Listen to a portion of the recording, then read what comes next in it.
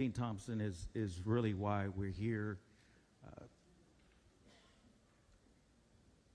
We don't know why we're here, honestly. I'm kind of speechless on that fact.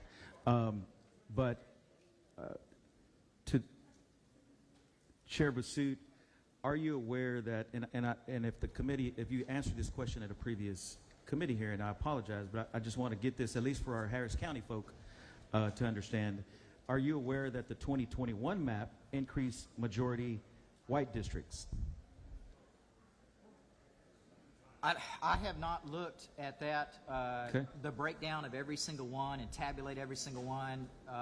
It's been 4 years, Representative Wally. I don't want to give you a wrong answer, so I'm just going to say I'm not advised at this time. Are you or any of the committee members, but particularly you chair this committee, are you aware that the most recent census data shows that the most of Texas's population growth in the past decade has come from communities of color? Is that a fair statement?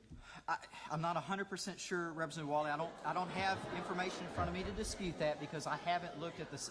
Okay. Ladies and gentlemen, the chair will admonish the audience to follow the rules of decorum. The chair wants to ensure that everyone remains and has an opportunity to speak, so let's make sure that we follow the rules of decorum. To the gentleman's point, the reason I'm not able to, I have not looked at that census data in detail, and I don't want to, again, my rule is I'm going to give you the straight answer I can, and I'm going to answer your question. And so on that basis, I don't have that census data in front of me. I haven't looked at it. Okay. Well, just I have no reason to doubt your statement. Okay, so if that helps. for the chairman's information, census data, also the American Community Survey indicates that 80–90% of the growth in the state of Texas has been by the last decade by Black, brown, Asian folks. Just want to set that record straight. And that you're sitting in the most diverse county in the country. Are you aware of that?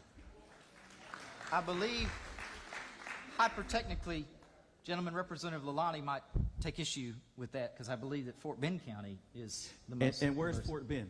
Fort Bend County is very close by. It abuts Harris County, is that correct? In the Houston metro area. You're It's in the absolutely Houston right, metro Representative area. So this region is one of the most diverse communities in the country. Is that correct? I would assume so, and I think we're better for it. Yeah. And that would be a strength. That diversity would be a strength because we're all Americans. Is that correct? Absolutely. I think that unity and diversity is the strongest principle that there is. Okay. And is the chair aware that this university campus is one of the most diverse university campuses, the University of Houston, in the country? That's the chair's understanding. As Representative Wally knows, the chair is a graduate of this institution. You are the University of Houston Law Center, as I. Yes, sir. I appreciate the time you've given us to answer, particularly myself as a member of this body, and look forward to hearing from our members of Congress and the panelists. And I want all of you guys to know that you're being heard, and we're going to do everything we can to fight for you, your interests. You deserve it. We're all Americans. Godspeed. Ms. Jones, for what purpose? I have questions of the chair. Chair, yes for questions. Chair, as you know, I represent this district, House District 147, where we are.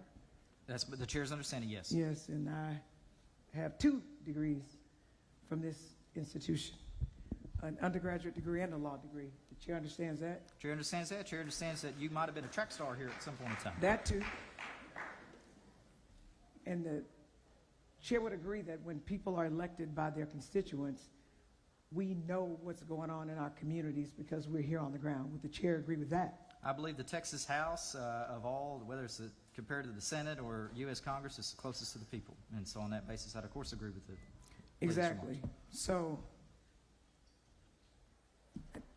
my colleague brought up the 2021 maps.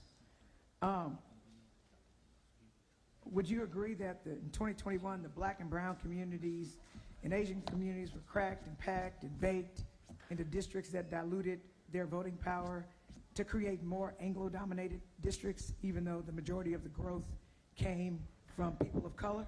Again, the chair has not looked at the census data for the districts that exist now. It's been 4 years since they were drawn, and back in 21, so I can't answer that question in the affirmative. And would the chair agree that we're repeating the same unjust process, only worse because it's mid-decade, mid-census? Would the chair agree with that? Chair would not agree.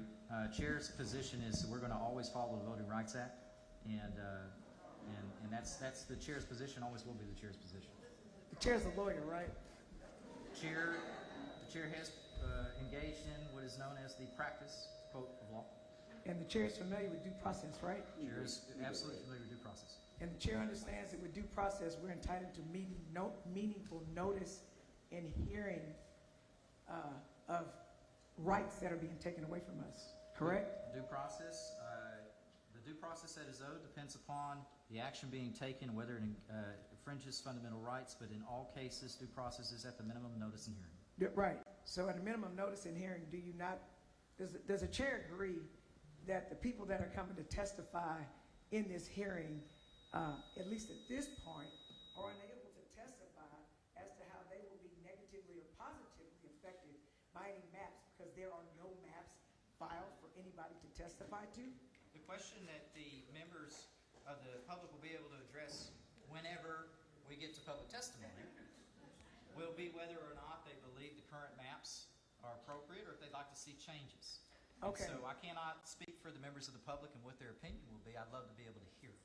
Okay, so to your point, once the chair hears what the public has to say as to whether they think we should change the current maps, if the chair believes that maps should be changed, is the public going to have the opportunity to have public hearings on the maps that are redrawn prior to us voting on them? And second part of the question, will the hearings after a map is filed be held across the state, not in 3 places like we have now? Third, will these public hearings that I believe our constituents are entitled to be able to be via Zoom like they were in Austin? Because I just find it curious that in Austin, where the people didn't look like us, people were allowed to testify via Zoom, and here you have to be here present. And I'm concerned about our disabled people who actually have opinions about whether we should be mid-decade redistricting, don't have the opportunity to come before us because they can't get here or whatever. Will they have the opportunity to come before us and have us ask them questions? So those are the questions I have for now, Mr. Chair. The answer to your first question is 1,000%. The answer to your second and third Well, questions. wait. For purposes of the people who weren't taking notes, when you Yes, say a compound question under Texas Rules of Evidence. I had to answer it. It would have been objective form if we were in a deposition, but I would we're say not in this: a deposition. the question that you asked, and correct me if I'm wrong, Representative, was: will the public have an opportunity to weigh in through a public hearing and testimony on any proposal, if any, that this committee hears? And the answer to that question is 1,000%. The second questions that you asked about the method and the timing and the number of places, the chair will take those under advisement when scheduling the public hearings, which have not been scheduled at this time. Right, so would you agree with me, Mr. Chair, that right now there's no new proposed map for anyone here testifying today to speak to? There is no proposed map pending before the committee at this time for which public testimony will be offered, but we will have a hearing if such a map is filed. And I'm sorry, I thought you were finished. Representative, I yield for question. Right, so when will the public receive the map of any proposed changes? The chair is not sure at this time, but the chair, as he previously announced at the first hearing, while the rules allow for 24 hours notice after a bill is referred to set it for hearing, the chair is going to give more notice than that. How much notice is the chair going to give? The chair is not sure at this time. It depends on the calendar. And so, again, But it will be more than 24 hours. You have the chair's word on that. Right, will the chair, in in addition to giving more than 48 hours, give more than one hearing? The chair's not sure at this time. Maybe. I don't know. I haven't made a final determination on that. And where will that hearing be?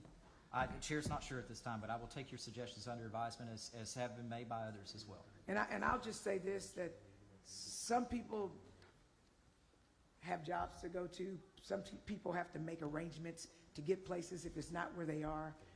So I would respectfully request for the people that live in Texas that we be given sufficient notice, or they be given sufficient notice, so that they can make arrangements to come to any hearings that we hope are near them, so that they can give their testimony on the actual maps that will absolutely affect their rights and their representation in Congress. Thank you, Representative. Representative And Simmons. I'm sorry, I have just one more question. Oh, I'm sorry, Representative Jones is recognized for another Okay, question. so why are we not waiting to hold these hearings until after the current litigation about the 2021 maps are resolved? The chair has already answered the question that the governor has placed an item on the call, and the committee will respond to it. And along those same lines, in 2021, one of the proposed maps was going to consolidate CD9 and CD18, which would have wiped out one black district. Does the chair have any intention to do the same thing or attempt to do the same thing in this redistricting? The chair fiasco? doesn't have a map in front of him, hasn't seen a map in that regards, and so I don't have any, I can't tell you one way or the other, but I can tell you this. We will always follow the Voting Rights Act, and I would like to hear the public testimony to see what they'd like to do. Thank you, Mr. Chair. Thank you, Representative. Chairman, I have a procedural question, please. Point of parliamentary inquiry is stated by Representative Shaw. Please state your inquiry. Thank you, Chairman. We're sitting here in front of hundreds of my fellow Houstonians, happy to be here, many of which are the target of this mid-decade redistricting. And I just want to know, Chairman, is it your intent that as the individuals testify and if they leave the room, that the other members who have, other public citizens who have signed up to testify and are standing right outside of these chambers are going to be allowed to come in to give their testimony for which they've signed up for and are waiting outside the doors to give? It is the chair's intention, as he previously indicated, that when individuals testify, if you'll please leave the room so that individuals outside may be able to come in and take your seats, so we can extend that courtesy to our fellow citizens outside. Thank you, Representative Shaw. Thank you for that clarification, Chairman. Thank you. Representative Simmons, for what purpose? Thank you, Mr. Chairman. I just had a quick question. I know it's very important for us to get to the public Chair yields for questions. testimony. Thank you so much. Just for clarification, so typically when the legislature is charged with withdrawing maps, it is due to a census that has been taken and new information has been made available. In this case, this seems atypical, but has there been new census data that has been given or shared? Is there a new every 5-year census that has come out? I'm just trying to get clarification as to why or what new data will be used for these maps. Thank you. While the census does provide estimates, I believe on an annual basis, we have not, of course, received any new census. That is done every 10 years. And any map that is drawn, as my understanding, will be based off of the 2020 census. Thank you, Ms. Simmons. Mr. Chairman. Ms. Turner, for what purpose? It's been brought to my attention, Mr. Chairman, that apparently we've run out of witness affirmation forms outside the hearing room. Is the chair aware of that? Is there a plan to make sure we get more witness affirmation forms so people can sign up to testify? Chair has been advised that that is the case, and we're printing more. I thank you for bringing that to the chair's attention. Okay. There have been more already printed? They're printing them right now. On that basis, the chair will extend registration by 30 minutes to 1 o'clock p.m. today. Very good. Thank you. Thank you, Representative Turner, for bringing that to my attention. And Mr. Chairman, just a quick follow-up. Ms. Turner, for what purpose? Your dialogue with Representative Wally, you made mention of the fact that you believe the redistricting plans you voted for in 2021 comply with the Voting Rights Act. Do you believe that those plans comply with all applicable laws? Yes. All right. Thank you very much. Thank you, Mr. Turner. Any other questions? Ms. Wu, for what purpose? Just a brief statement. Chair recognizes Mr. Wu for a brief statement. Thank you, Mr. Chairman. And I was just going back over in my mind some of your comments from earlier, and you made a statement that members of the public had said that they were unhappy with the current maps. And I think you're intentionally conflating that what is happening today with what is happening in the redistricting trial, or what has happened in the redistricting trial, that there, by a lot of people on this dais and a lot of people in this room, accuse the majority leadership of Republicans in the 2021 redistricting of racial gerrymandering. In fact, that is why that map, those maps, the 2021 maps, went to trial in El Paso for 3 weeks. And I think that people in the last hearing, 100% of the people, including the people who testified afterwards, after the 5-hour mark, and you shut the committee down, those people also 100% testified against the process of redistricting and also disliked the past maps for the same reasons. That the past maps, the 2021 maps, included racial gerrymandering because we created a system where the 96% of the growth in the state was in minority communities, but 100% of the growth of elected positions occurred in non-minority communities. That 40% of the state basically governs the other 60%.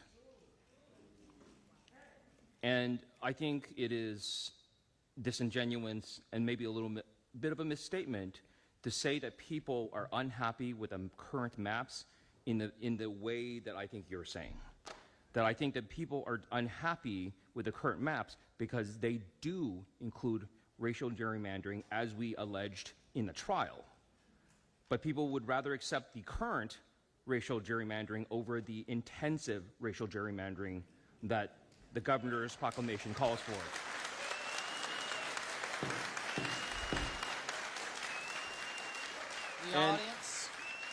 The audience will maintain decorum. If we get to the point where we're distracting from our time here today, I'd hate to have to take any action to maintain decorum. I don't want to. I want to hear from everybody. But did the gentleman complete his statement? No. Chair recognizes Mr. Wu to continue his statement. And I think it would be important for witnesses, when they testify today, that they can say that I disapprove of racial gerrymandering that I believe occurred in the past maps, and I especially disapprove of the future racial gerrymandering that's going to occur to make this five-seat Trump map occur. Thank you. Any other statements or questions from members of the committee? Chair is none. We will now proceed to public testimony. I'll allow you to clap for that one. All right. Chair's going to call our first panel and then give information for the second panel. Again, if your name is called for the first panel, please come down to the front. If your name is called for the second, to be ready, please be ready. Chair calls Sylvia Garcia, Jasmine Crockett, Lizzie Fletcher, and Al Green.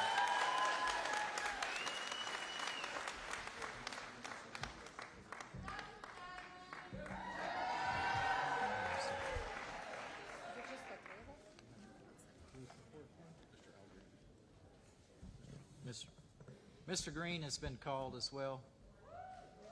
Now, if the gentleman, I believe the gentleman may be sitting at the table right now. Actually, what?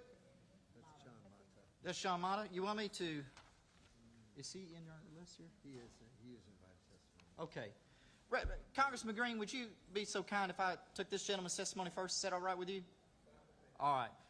Chair will not call, but Congressman Green, please be ready. You'll be on the second panel. Chair calls Johnny Mata, who I believe is seated already. Okay. Now, joining Congressman Green on the second panel will be Nick Lampson, Sasha Leggett, and Dr. Sergio Lyra. Please be ready after this panel to come and testify. Lyra, I apologize. And if I mispronounce the name at all, please correct me. I don't intend to, and I want to make sure that we call you correctly here. I'm looking at these forms since we've done these in paper form. If I could have, could you take, Congressman Crockett, we need you to sign your affirmation form. That's going to be brought to you momentarily. I'll come to you last so that we can get going here. Chair calls Johnny Mata. Mr. Mata, I show you registered as Johnny Mata, testifying on behalf of Greater of Houston for greater justice. You are, as required by the rules, on the revised Congressional Redistricting Plan. And please, is that correct? I'm the chair of the Greater Houston Coalition for Justice. And did I read everything about your name and your registration I've correctly? been called all kinds of names, so don't feel bad. Chair will take it as it's accurate. Please give us your testimony, sir. Okay. First of all, I'm very interested, was listening to questions to you as chairman of why are we having this redistricting on a special session. Never heard an answer. But I will say that the issue is, as you know, biblically speaking, about greed and power. It's very funny. I've been doing this for over 50 years, participated in many redistricting, and we have to have, this is on a special session, when we just had a real major tragedy in the river, Guadalupe River, and a lot of lost lives, and a lot of people that still don't have their life together. That's where this session should be, not in redistricting. Furthermore, let us not fool ourselves. The governor, and for whatever intent this special session came, it came as a surprise. We've been preparing for other things as groups, civil rights groups.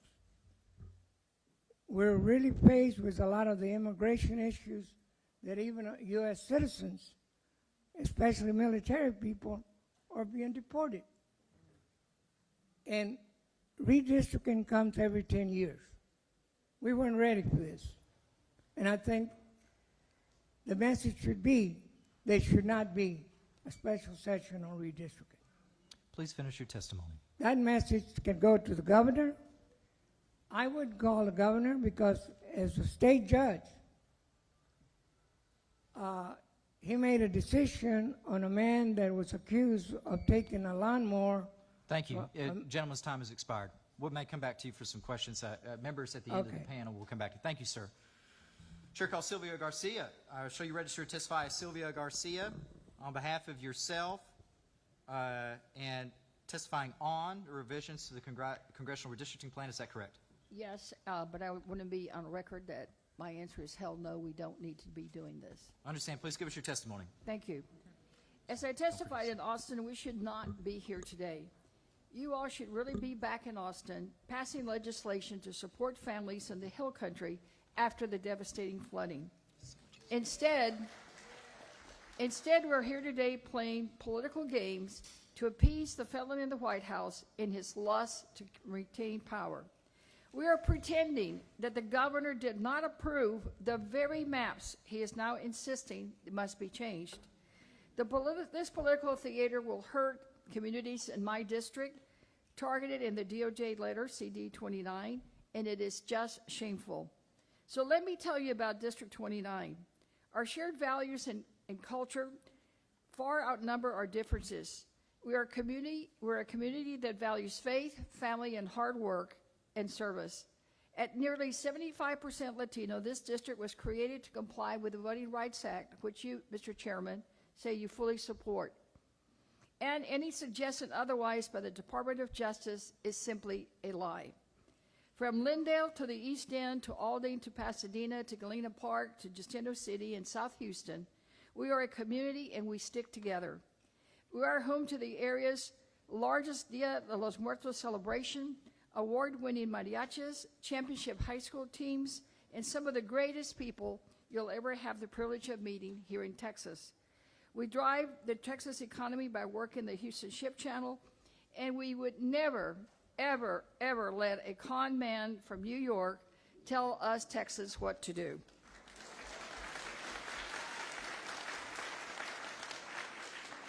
ripping up the 29th district will silence the voices of this community, and that is a travesty. As has been said earlier, the population growth in Texas is because of the Latino population. The Voting Rights Act protects districts like the 29th with common interests, priorities, and background. Given this, I urge you to reject this partisan gerrymandering, reject the maps from the felon in the White House that no one has seen, end the charade, and support the families who are grieving, and do what matters. Please stand up for Texas. Thank you With for your that, I yield testimony. back.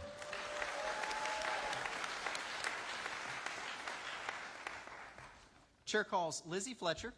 I show you registered to testify as Lizzie Fletcher on behalf of yourself on the revised congressional redistricting plan. Is that correct? It is correct that I'm here to testify on behalf of myself and the constituents of Texas's 7th Congressional District, who I represent. Is it okay if we keep your, and I understand your position, is it okay if we keep your registration on behalf of yourself just because that's not an organization, but in your elected capacity, which we understand? Is that okay? Yes, thank you. Understood. Please give us your testimony. Good morning, Chair Vasut, Vice Chair Rosenthal, and members of the committee. I'm Congresswoman Lizzie Fletcher. I have the privilege of representing Texas's 7th Congressional District, which is made up of diverse and vibrant neighborhoods from central Houston to throughout southwest Houston and Harrison-Fort Bend counties. Congressional District 7 is a majority-minority district where Black, Hispanic, and Asian American and other minority citizens have successfully elected their candidate of choice since this district was configured in 2021. I'm proud to be their candidate of choice. It is the honor of my life to serve the people of this district, and it is my duty to defend them against the harm that could come from this redistricting process. I'm disappointed to be here today for a hearing purporting to get the views of Texans on a congressional redistricting map and replacing it with a map that no one has seen. It is important for you to know, however, that all but one of the 13 congressional districts currently represented by a Democrat has a majority-minority population, including all 4 districts here in Houston. And in all 13 of those districts, minority voters elect their candidate of choice. And those 13 districts are the only districts where minority voters, who make up more than 60% of the population of our state, consistently and reliably elect their candidate of choice. To dismantle any of these 13 districts currently represented by Democrats would be intentionally diluting the voting strength of minority communities. You cannot do this without harming Texans, and you should not. It is against the law, and it is against the fundamental organizing principle of a democratic society that all citizens, not just the privileged few, have the right and the ability to have a say in our government. We have a long and shameful history of discrimination when it comes to voting in our beloved state. From poll taxes to white-only primaries, Texas has discriminated against voters of color for generations. Please complete your testimony. You have the power to reject that, to reject the pressure from President Trump and national Republican operatives urging you to offset their anticipated electoral losses elsewhere by redrawing the map in Texas to discriminate against minority communities. Thank you to for your put testimony. Texans first and not surrender them. We'll come back to you. Chair calls.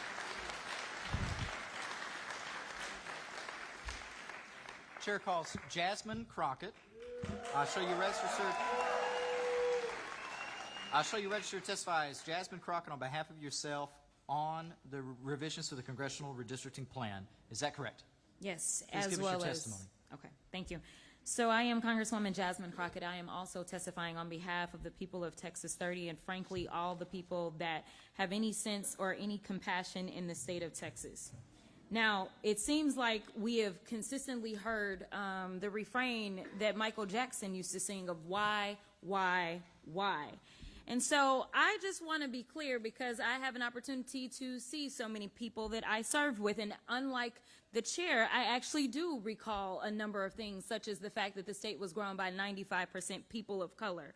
I also recall, and I'm old enough to remember, when Texas lawmakers took pride in not being D.C. I'm old enough to remember how you ignored the voices of people during the last redistricting. I'm old enough to remember that we were assured that we would have our own map done from the Texas House, yet we didn't. Instead, we took the Texas Senate map. I'm old enough to remember that we were assured that we would have 2 new seats, one in the DFW area and one in the Harris-Fort Bend area. I am old enough to remember that we acknowledged that the Latino community absolutely was entitled to another seat under the Voting Rights Act. I am old enough to remember when we fought the current maps, because while 95% of the growth was due to people of color, not only did they create 2 new Anglo-majority seats that are approximately 766,000 people each, y'all paired the 9th and 18th congressional districts, and we had to fight to unpair them. I am old enough to remember that I testified in court about a month ago, and the state took the position that they didn't consider race when they created the maps that we're currently sitting under. I am old enough to remember that this legislature has consistently been found to be intentionally racially discriminatory in the drawing of its maps ever since the Voting Rights Act was enacted. I am also old enough to remember that it was a great Texan that signed the Voting Rights Act of 1965 into law. So, Please finish your testimony. Yes, to comply with the Voting Rights Act, we should have 60% of the seats that allow people of color to elect their representatives. That would be 24 seats. Instead, we currently only have 14. The ultimate measure of a man is not where he stands in moments of comfort and convenience, but where he stands in times of challenge and controversy. I am asking you, in the words of MLK, where will you stand? Thank you for your testimony.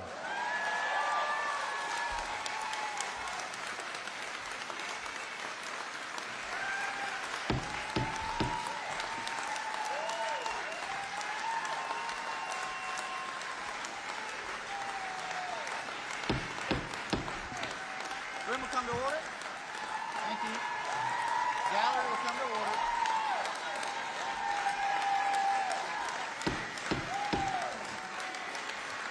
The gallery will come to order, or the chair will have to clear the gallery.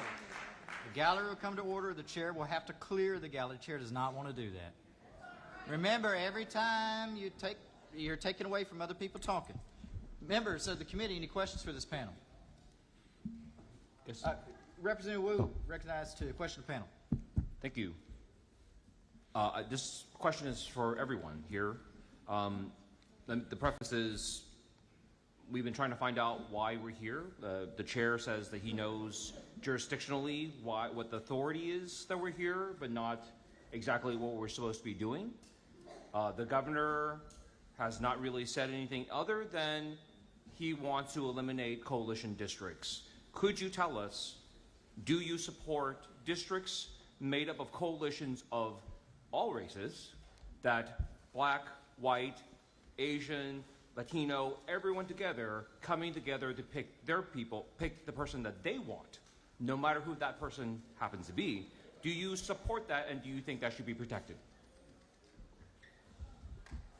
Yes, Representative Wu, I do support coalition districts, and as I testified, all 13 districts currently held by a Democratic member of Congress are districts where a coalition of minority voters elect their candidate of choice. And therefore, if this panel does, as President Trump has suggested or stated, that he would like to remove 5 Democratic members and replace them with 5 Republican members, you will be intentionally dismantling coalition districts in violation of the Voting Rights Act and the needs and desires of the people of Congressional District 7 and districts throughout the state. I echo the points that were just made, but I want to say that while we've been talking about law and there's a number of lawyers that are sitting here, we understand what the Voting Rights Act stands for. We also understand that there's a little thing called the Constitution that some people in D.C. want to ignore. The reality is that we are simply seeking representation of all people in Texas. All 30 million people should have a voice in the policies that are made. And frankly, when you live in a democracy, if you have a problem because you don't want to answer to your poor policies, then maybe come up with better policies. But at the end of the day, we absolutely should not be going out of our way to do what this legislature is consistently been found to be guilty of doing, which is to make sure that they can do an overemphasis of Anglo voices in this state. Only 40% of this state is Anglo, yet somehow we have more than 60% of our seats that are elected by Anglo majority districts. As I said in 2021, as I argued against these maps, the math ain't mathing. Yeah, well, Representative, thank you for the question, and I totally concur with both of my colleagues, and I think that is the nature of the Voting Rights Act, and it would in fact be unlawful and unconstitutional to dismantle coalition districts. And I think it's interesting to note that the DOJ letter quotes the coalition district definition of a Supreme Court opinion. What they fail to tell you that it's a dissenting opinion, not a majority opinion, and it's a dissenting opinion by Justice Kavanaugh, who's never been, in my mind, a great warrior for justice. But the bottom line here is, when you ask yourselves why you're here because Donald Trump wants to remain in power. The big ugly bill that takes 17 million people off of Medicaid, the big ugly bill that takes food away from hungry children, the big ugly bill that cuts some veterans' benefits, that big ugly bill passed by just one vote. And that was his signature agenda. So he knows he's got to find seats somewhere in the country to offset some of their losses, because there will be losses. So he picked Texas because he can pick up the phone and talk to our governor and lieutenant governor, and when they call and he says jump, they simply ask how high. That's why we're here.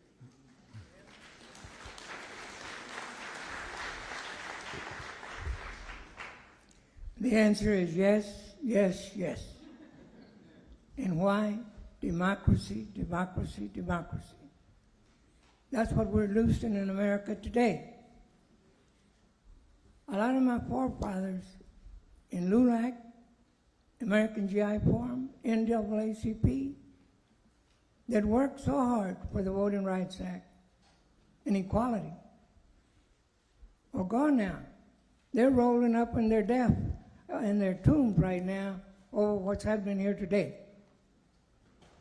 I said something about greed and power and how it deals with the House. I guess back then they were talking about the House of Representatives of Texas, of what your job is. But let your conscience be your guide, because accountability begins in our community. They decide whether you go back to your position or not. And let me say this.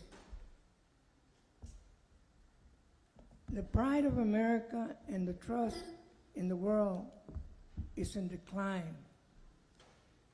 Many of us are ashamed of how we're about to lose democracy and all of these things. Don't let that happen to us. Mr. Wood, any more questions? And on that same note, could you answer for all of you, do you support minority-majority districts just like coalition districts? That means that, like in Houston, in Harris County, we've been a minority-majority area for quite a while now. And do you support, in those places where it's already minority-majority, do you support keeping districts that are minority-majority? Yes, I do. Yes, I do. Yes, I do. Yes, I do. And I just want to add that we have levels to this. Nevertheless, we have protections. I am also old enough to remember that Texas 30, prior to me representing it, but during the redistricting battle that we had on the floor, the citizen voting age population of Texas 30 was 52% African Americans. This legislature decided, for no apparent reason, to take it down to 48%.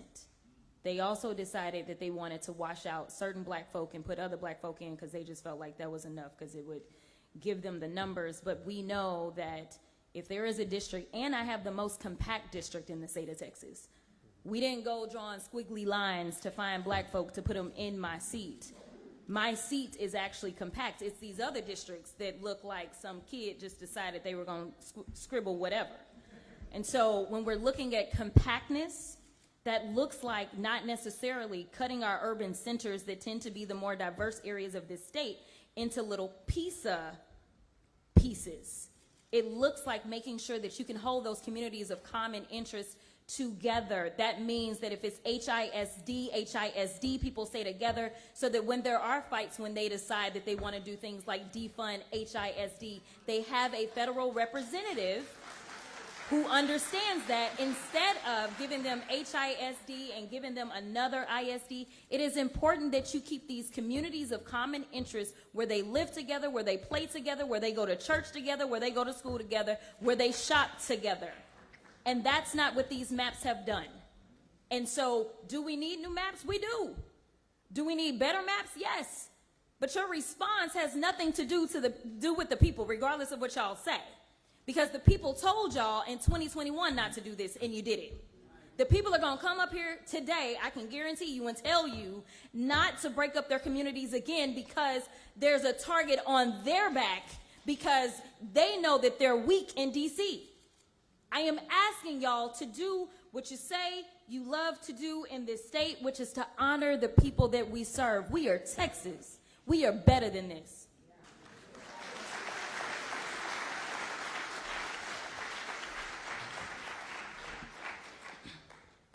Ms. Garcia, for what purpose? May I ask the panel some questions, You Mr. may. Chair? You're recognized for such purpose. Thank you. Thank you so much, Congresswoman, for being here. I wish it wasn't under these circumstances. Do you know how many Texas cities are declared disaster areas? Or counties? Texas counties are now nationally declared federal disaster areas? I don't, because I don't have any in mind currently. So. Yeah, I don't know the number, but I suspect that there's still some disaster declaration in the Hill Country, either at the state level or the national level.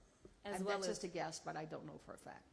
From federally, just to talk federally, is there any conversation about how many of our counties are declared disasters? No, but I can tell you that we are aware of, obviously, the fires that took place. We're aware of, obviously, the most recent flooding. We're aware of the fact that we've not been hit by any tornadoes recently. No. So I don't know what the current numbers are, especially since we have an administration that just came in, and whether or not they revoked any of those declarations or continued any of those declarations. So I'm unsure, but I can tell you for Texas 30, I currently don't have any. Yes, And thank you, Representative Garcia, for the question. I think it's an important question. We do know that, of course, recently there has been the disaster in the Hill Country, and I know that Kirk County, and I believe there are 5 other counties that fall under that disaster declaration. We also know that we have ongoing disasters here in Harris County. We're continuing to recover from Hurricane Beryl last summer and the derecho, which were also federally declared disasters. We're still recovering from Hurricane Harvey back in 2017. So we have many challenges, and we know the importance of ensuring that there is an appropriate federal response and that we have advocates in Congress who are fighting for our communities. Just this week, all the Democratic members of the congressional delegation asked for a full federal report from the GAO to examine the federal response from FEMA and the National Weather Service, NOAA, et cetera, to understand the federal response and where there were failures so that we can address those. And we also submitted just this week supplemental disaster funding request to the Appropriations Committee for $15 billion to address the ongoing disasters in Texas. And how would redistricting impact that? Well, I would say that it would have an impact because just listen to what Representative Fletcher said. She's still dealing with issues related to Harvey. So constituent work related to FEMA requests, requests from the national, insurance from National Flood Control, those are never end. I mean, it's not easy to just take care of the constituent question, in a week or two. It's ongoing. So when you have redistricting, if Lizzie's opened a file on Jasmine Crockett because she lost her home, then all of a sudden Lizzie gets put somewhere else, then somebody else is going to have to start from scratch. The institutional knowledge, the network, the relationship with the constituent, all that goes away. It's about constituent services and access to your member of Congress. People want to be able to know that you can go and say hello to them. You're going to run into them at the grocery store. You can't do that if you've got these squiggly districts that go from, Austin all the way to the Valley, or for me, from Houston to Orange, Texas. I mean, what relationship do I have with Orange other than wearing orange on Go Astro days? It just doesn't work. Yes, ma'am. And then be mindful, Representative Garcia, that the fellow in the White House has already said that he plans to do away with FEMA after this next hurricane season. I think maybe he may be changing his mind a little bit after he went down to the Hill Country, but they're still set on giving FEMA and recovery disasters to the states, and you all are going to be faced with the issue of how to fund that and how to administer that. Are you aware that in my day job, I'm a disaster recovery humanitarian relief specialist? No, I didn't, but thank you for your service. Are you aware that I'm the first and only woman veteran to ever serve in the Texas House of Representatives? I heard or you the say that Capitol? in Austin. Yes, ma'am. My team has been boots on the ground. We have over 1,000 search and rescue response personnel that I have organized through my military contacts and Military City USA, in which I represent, House District 124. We have been boots on the ground since July 6th in this search and recovery effort, so much so that we collaborate single-handedly with the EOC and the Texas Department of Emergency Management in recovering missing people who are in the rivers. Thank you. It's not for me. Please don't clap. Please don't clap. I'm saying this for a reason. Out of every elected official that represents the state of Texas, would it surprise you if I told you I've heard of none from Congress, 1 from Senate, and 3 from the House? Would it surprise you if I told you that my team's actions are being reported to the White House? Sit reps, for those who aren't military, are situational reports. Those are firsthand accounts of the bodies we find. Firsthand accounts of the thousands of tons of humanitarian supplies that my network has put into the Hill Country in its efforts. We are the #1 collaborator of law enforcement first responders from all over this nation, and we have heard nothing. Now, that's not for me. But when I've been sitting here for 2 days while my team is out in the field depending on me, because they're getting calls every day from residents who are saying, please come find my daddy. And we talk about political theater and all these fun words, felon in the White House, political games, pretending, shameful. These are all words that we lovingly throw around. I'm not a politician. I am a U.S. Air Force retired combat veteran. And I'm the first for a reason. Because the politics you all practice does not translate to real service. And I love you all dearly. I respect all my colleagues here. And I can tell you, I can look you straight in your face and I can say with confidence that not a colleague up here would ever say anything bad about me to you. And that is because from the day I was elected 2 sessions ago, I remained mission focused. That mission is connecting the dots of resources, connecting the dots of policy, connecting the dots of relationships. Colonel Wilson, he is a Republican. I am a Texas Democrat. That means something different. Colonel Wilson and I, politically, night and day. I'm a civil rights activist. I'm the secretary of the Texas Legislative Black Caucus. I am the whip of the Mexican American Legislative Caucus. I am the secretary of the LGBTQ caucus. And all of my colleagues still love me. So while we're sitting around here entertaining the racism, we know it's alive and well. Trust me, our boots on the ground are witnessing it with the very people that we try to help. We know what it is already. But how are we going to navigate from this point forward? And I'm telling you right now, division is not the way. The only way is to unify. Unify one Texan, one party. My call is, please, Mr. Chairman, if we could please, and Congresswomen, I need you. We need our commander-in-chief right now in Texas. People are hurting. Okay. We need it. If I may say, Mr. Chairman, if we could, please, I would love for us to get together, finish out these hearings, because Texans need to have their say. We need to go to Monday, finish out our hearings, and then ask to please have a brief hold so we can focus on this disaster, bring this up in the next session, set up appropriate tours across Texas where we offer more people to be able to come to the table and have their say. Thank you so much. Let me respond to let me give you an example of what happened. I got a call last week thinking I was an attorney. And I said, no, ma'am, and calling the coalition.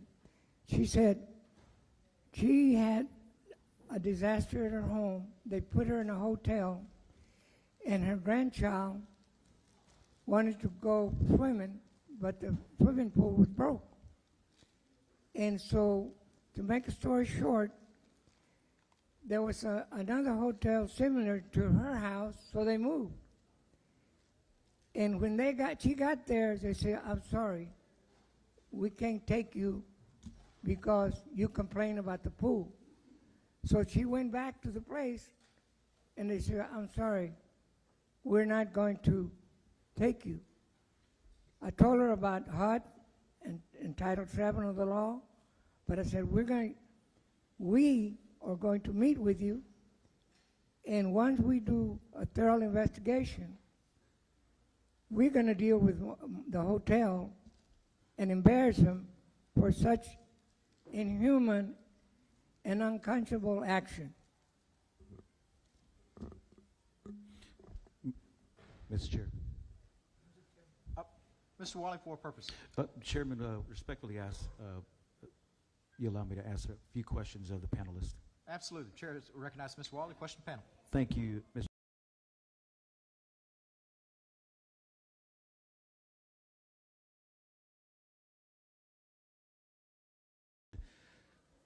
Some data about the creation of this CD29, and that was created after the 1990 census. Is that correct? Correct. And that 1990 census, based on the Voting Rights Act, mandated that we create CD29. Is that correct? Correct.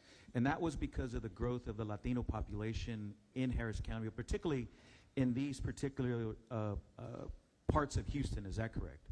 Well, it's parts of Houston, but also, Representative, it includes parts of Galena, Pasadena, includes almost all of Galena Park, South Houston, Jacinto City, and then the upper part of the Aldine area. So it's more than just Houston. It's maybe about 30% of Houston. Correct, and that I was going to get to that because it's just not Houston. It was mainly at the time. Now, obviously, Latinos are everywhere in this county. You can't draw a map in Houston without touching the Latino community. Well, or you the can't Houston draw region, the Houston region, or the state. You can't. You can find a taco truck in every corner in Houston. Right or next Harris to the County. Starbucks. So at the time, the size and compactness of the Latino community was such that it mandated the creation of that district. Is that correct? And that was, as you mentioned, parts of North Houston, parts of the Aldine area, North Harris County, stretching over to East Harris County. Correct. Along the Ship Channel. Is that correct? The original went all the way to parts of Baytown that got removed this last census. Okay. And then it kind of meandered over, kind of hugged the Houston Ship Channel down to southeast Houston and the East End. Is that correct? Correct. And currently, you mentioned that the population of CD29 is 70% Hispanic. Is that correct? 74. Okay.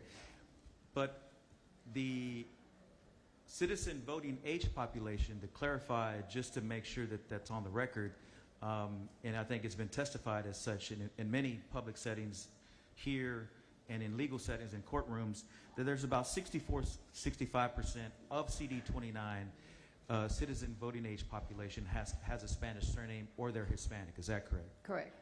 And there's political cohesion in that CD 29. Is that correct? Correct. And over time, they've also that community tends to vote as a block. Is that correct? I would generally say that, but Yeah. but a Republican candidate gets between 20 to 22, sometimes 15 to 20%. I don't think anyone's done better than that. Okay, and over time, that district has it's grown, but for the most part, it's been the northeast, East Harris County, southeast Houston, East End parts of Houston, and they've been pretty compact in there as a community of interest. Is that correct? Yes, as I said earlier, it's a lot common language, common culture, values. I mean, there's a true community of interest, not only between Latinos in Houston, but Latinos in Galena Park and South Houston. I mean, there is a lot of pride and a lot of strong work ethic and a lot of, frankly, trusting government. And they and that community is primarily it's grown with our Central American brothers and sisters, but it's primarily still a Mexican American community that have been here for generations. Is that correct? Many generations. Okay, and that community, actually, that community CD 29 has elected you as their representative of choice. Is that correct? Correct. And just a note, I mean, when I was elected together with Veronica Escobar from El Paso, we were the first Latinas to ever be elected to United States Congress from Texas. Okay. And one distinction that I'd like to also add, Congresswoman, and for the committee to be aware that in the creation of CD 29, did that community of interest, who did they elect at the time? It was not a Latino. It was not a Latino. No, the districts are meant to give someone the opportunity Correct. to elect someone of their choice, and it's their choice. So, again, I was the first Latino, the first Hispanic elected in District 29. And then how long have you been in office as a member of Congress? This is my 7th year. Your 7th term. No, and 7th year. Your 7th year. And prior to that, where did you serve? I served in the Texas State Senate. And then prior to that, I understand you were a county commissioner. I was the Harris County Commissioner. Okay. And you were the first Latina to be elected in that position, correct? First Hispanic, yes. Hispanic, period. And then you were also a city controller. I was elected citywide in the city of Houston back in the 80s. And then you were a municipal court judge, correct? Yes, I was a judge before that. And then you were, I understand, a social worker. Is that correct? Yes, sir. Okay.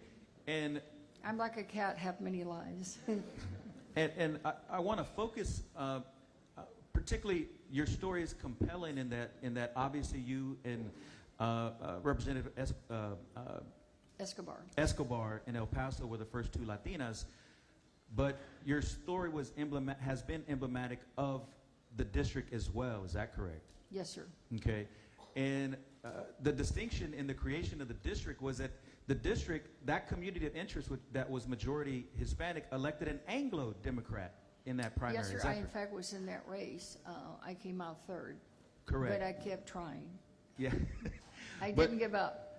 But regardless, that community, majority Hispanic, Mexican American, they elected Gene Green for 20 plus years. 20 plus years, correct?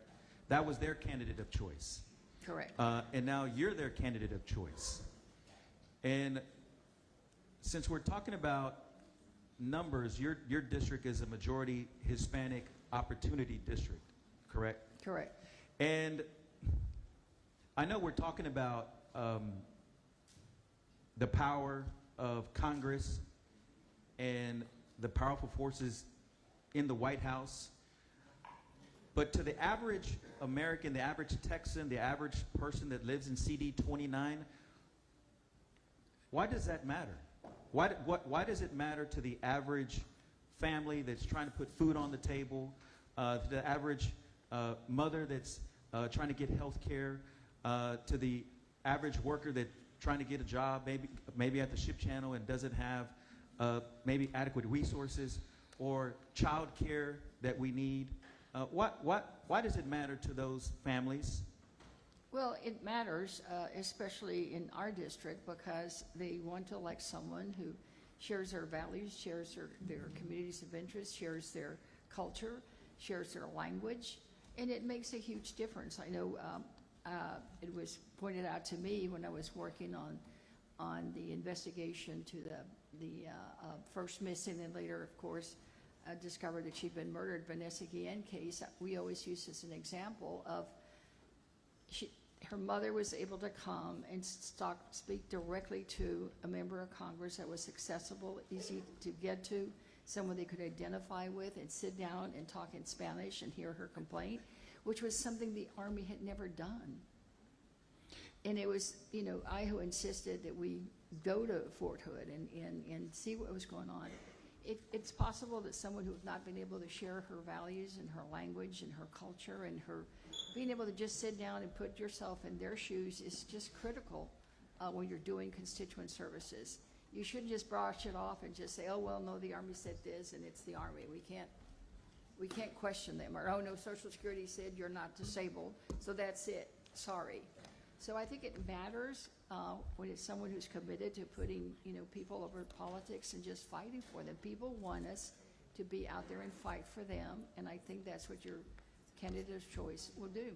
And you mentioned Vanessa Guillen, and for the panelists, I know those of us in Harris County know who she was, but who was she? Well, she was just she was a young soldier here from our neighborhood. As a result of redistricting, her family no longer lives in my district. They now live in Congressman Green's district, and that's another issue about why it's important for districts to stay together, because they had to go to Congressman Green and kind of not really start all over, because obviously she was already gone, but she was sexually assaulted. She was murdered and dismembered, and her remains were buried by a river there in the Fort Hood area. Initially, the Army was not being aggressive enough, in my view, in searching for her. They just considered her missing. So we really had to push and get the White House involved and others to make sure that they did the right thing and search for her. And then they discovered that she'd been murdered right there at Fort Hood. And Vanessa, born in the United States. Born in the United States. Was trying to serve her country. Serving her country. And all was she ever brutally wanted murdered. to do. Was brutally murdered. But as I understand it, her mother is from Mexico. Is that my understanding? Correct. And she came from a mixed status family. Is that correct? Correct. And many mixed status families live in CD 20, not just in CD 29. They live everywhere. Is that correct? Correct. So it would be important to have representation, not because maybe they look like you, but they at least share and can fight for their issues, and they can come to their member of Congress, Ms. Crockett, or Ms. Fletcher, or Mr. Al Green, because they at least have empathy to go to the DOD and fight for somebody that looks like Vanessa Guillen. Is that correct? Correct. Okay. Representative Fletcher, you have a district that's considered a coalition district. Is that correct? That is correct, yes, Representative Wally. And then that district, majority, minority, as mentioned, and what does that mean? Because we throw that around, but what does that mean? Well, the Texas's 7th Congressional District may be the most diverse district in the entire United States. It covers Southwest Houston, and it includes communities, Black families, Latino families, Asian American families. If you think about what we all know in sort of Southwest Houston, it goes everywhere from the historic heart of the LGBTQ community to Gulfton, down to Sugar Land, A-Leaf, Mission Bend. We have the heart of the Jewish community in Meyerland. We have so many different communities that come together, that work together collaboratively, and And so more than, it's close to 65% of the citizen voting age population is non-white. Right. But we have an incredible coalition and community that works together to support people throughout Southwest Houston and the greater Houston area. And prior to your election, CD7, who was elected to that position? So I was elected for the first time in November of 2018, and the prior incumbent in that seat was John Culberson, who had been the representative since the year 2000. And we redrew that district since then, is that correct? That's correct. The district as it's currently configured was configured in the 2021 map. Okay. And that's the current map that you distinguished members of Congress are running under, is that correct? Yes, that's correct. Okay. And that district, CD7, rich in diversity, rich in language, different types of languages being spoken in that community, correct? That's right. Not just Spanish? Not just Spanish. As Right. many people know, throughout the city of Houston, there are more than 140 languages spoken in our city, and the 7th Congressional District includes one of the most diverse areas where the most languages are spoken. I get to represent the community in Gulfton, which is its own version of kind of our Ellis Island in Houston. There's so many languages spoken in Gulfton, and in the 7th Congressional District, about 38%, give or take, are people who are born outside of the United States, which is more than twice the average in the state of Texas. And so there's an incredible diversity of experience. I've worked closely with folks. It's a big refugee resettlement area, which is, of course, really struggling under this current administration and cutting off the refugee resettlement funds and the organizations that work in our district and across our community. But there are people from all around the world who call the 7th Congressional District their home. And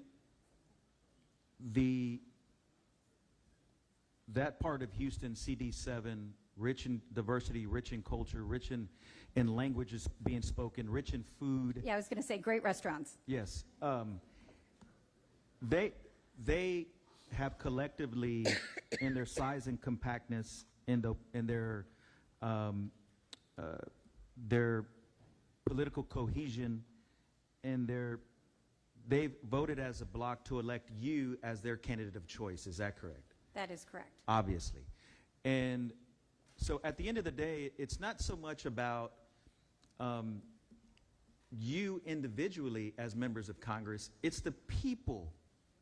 That is exactly. People that have elected you as their candidate of choice. Is that correct? That is exactly right, Representative Wally, and I think it's the most important point that we can take away from these hearings. This is not about any particular member of Congress.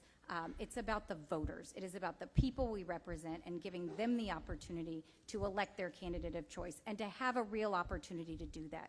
And when we talk about what historically has happened with redistricting efforts in Texas and elsewhere, there are conventional ways that people break up the voices of those communities, either packing them tightly into very compact districts and minimizing their ability to have a voice throughout multiple districts, or cracking them so that they have such little presence in various districts that they can't have enough political power to choose their candidate of choice. And so that's why this conversation about coalition districts, that's why the conversation about why it's so important to give people that opportunity. I believe, as Representative Crockett said, and in my original testimony, more than 60% of the population of this state is non-white, and yet the Anglo population determines about 65% of the congressional seats in Congress. And so it's very important not to further dilute these districts. And as I said, the 13 existing congressional districts under this map all have representatives who are elected by minority communities as their candidate of choice. It's not about the member, it is about the voters, and it is about the people choosing their representatives rather than politicians choosing their voters. And thank you.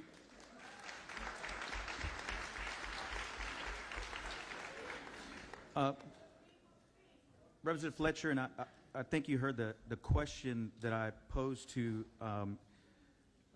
Congresswoman Garcia, and it's unfortunate because I would ask some of the same line of questioning to our member of Congress from CD 18, but they haven't had representation in about a year.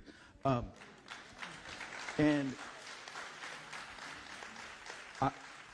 I'm sensitive to that only because I worked for Congresswoman Sheila Jackson Lee for many years ago, and loved my service in working for her as well. But why does it matter? Why does it matter to the average Texan who loves this state like anybody else? Why does it matter? Because we're talking about a power struggle, right? A power struggle that's occurring. But why does it matter to average people that live in your district? Well, I think that this matters, and it should matter to every Texan, because what we're talking about are the fundamental principles of democracy. It's about all of us having not just the right to have a say, but the ability to meaningfully cast our ballots for the people we want to represent us, and to be able to know who they are, as Congresswoman Garcia was saying, to be able to reach out to them, to be able to know that they're there to help you with all the kinds of things we members of Congress can help with, whether it's with problems with the IRS. We've certainly helped people with FEMA and with the Small Business Administration following disasters, with veterans benefits, with the many things that members of Congress can do to help. And it takes a long time to build those relationships, to know who your representatives are and to be able to contact them, reach out to them, and know that they're there and that they're listening to you. And one of the most important things we can do is be connected to our communities and be present in our communities. And one of the challenges that we see in some of the maps, and Representative Crockett talked about this too, in past maps where communities are broken up so that communities don't have the same ability to have those relationships and to have that contact. But what we're talking about here, as you mentioned, is so much bigger than any one district. It is about the fundamental principles of democracy, and it is about us being able to choose our representatives and have our voices and our votes count at the ballot box. And as Congresswoman Garcia mentioned in her opening testimony, right now we know that in the United States Congress that it's a very slim majority, and that in part the reason that the Republicans are in the majority is because they redistricted North Carolina and took away 3 Democratic seats, which is the margin in the House.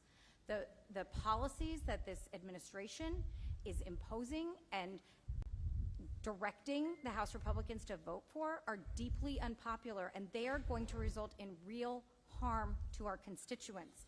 And we're talking about 17 million Americans losing access to health care. We're talking about cutting funding for food assistance. People are going to be hungrier. People are going to be sicker because of the policies that this Congress is passing. And so if we don't have the ability to send the people that represent us and our values and what we care about to Congress, we're going to continue to see policies that people don't want because they aren't actually able to change the outcome of the election. We should all be accountable to the voters, and we shouldn't change the map and change the game and move the goalposts in the middle. We are in the middle of a congressional session that is going to go down in history as one of the most damaging to the American people. And we need to be able to respond at the ballot box next November and beyond. And this effort is about taking away our ability to do that. Representative,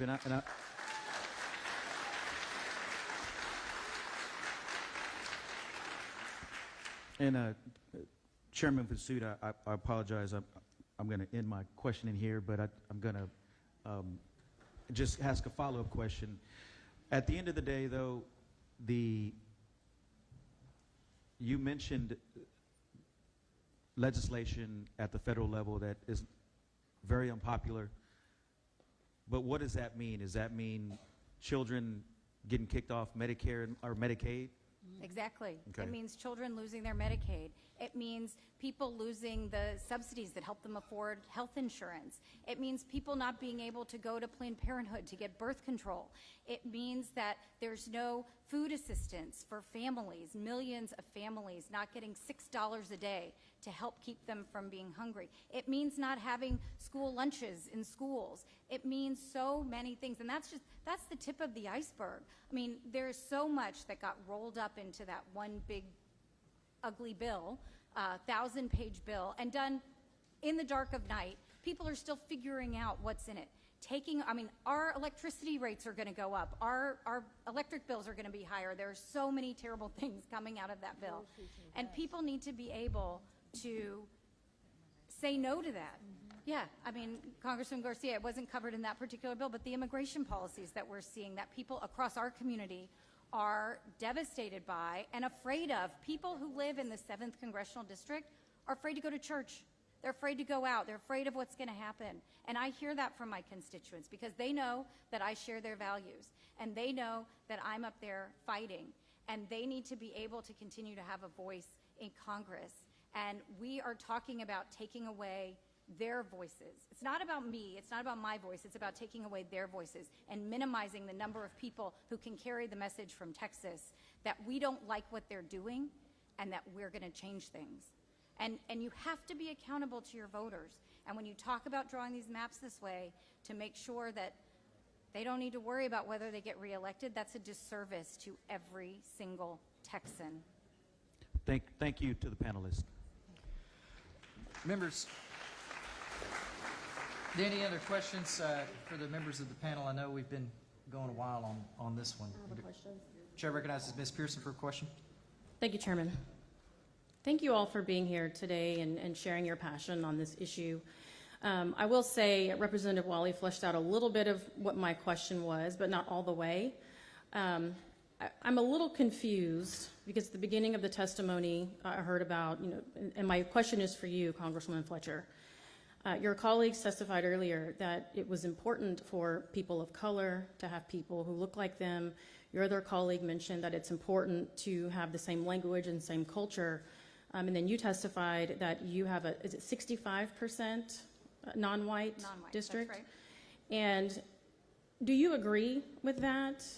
I'm just curious because for me it sounds like in your position, Black and brown people just simply vote for someone who best represents their values, not based on their race or culture. So I'm just curious on what your position is on this. Well, I think you've heard many people say over the years, if you can see it, you can be it. I think it is important to have diverse representation in the United States Congress of all kinds. And the geographic diversity is built in, but the diversity of members of different racial and ethnic backgrounds is absolutely essential. It's critical that we have women in Congress and more women in Congress. Congresswoman Garcia and I came into the largest class of women ever elected to the Congress, and there will be more. It is important to have diverse voices, and that matters. In our congressional district, it's an incredibly diverse district. There is no one person that can be everything that the 7th Congressional District is. But what we do need is somebody who cares about everybody in the 7th Congressional District, who prioritizes them and their needs and their values and priorities and is accessible to them and is out in the community and is working to understand the experiences that are not necessarily my own personal experiences, but the things that matter to the people I represent. And so I do agree, absolutely, that we need diversity of representation. But the most important thing that we're talking about today is giving the people the opportunity to choose that person.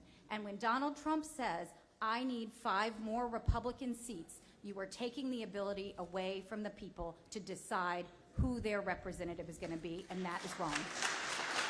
Well, thank you. Thank you for that response. It sounds like you agree that minorities vote for the person that best represent their values, not necessarily based on their skin color. So I appreciate that. And since you mentioned Donald Trump, I wasn't going to, but since you did, he actually won the majority of the Hispanic vote in the state of Texas. President Trump has actually increased his numbers in Black and Hispanic and Asian voters since 2016.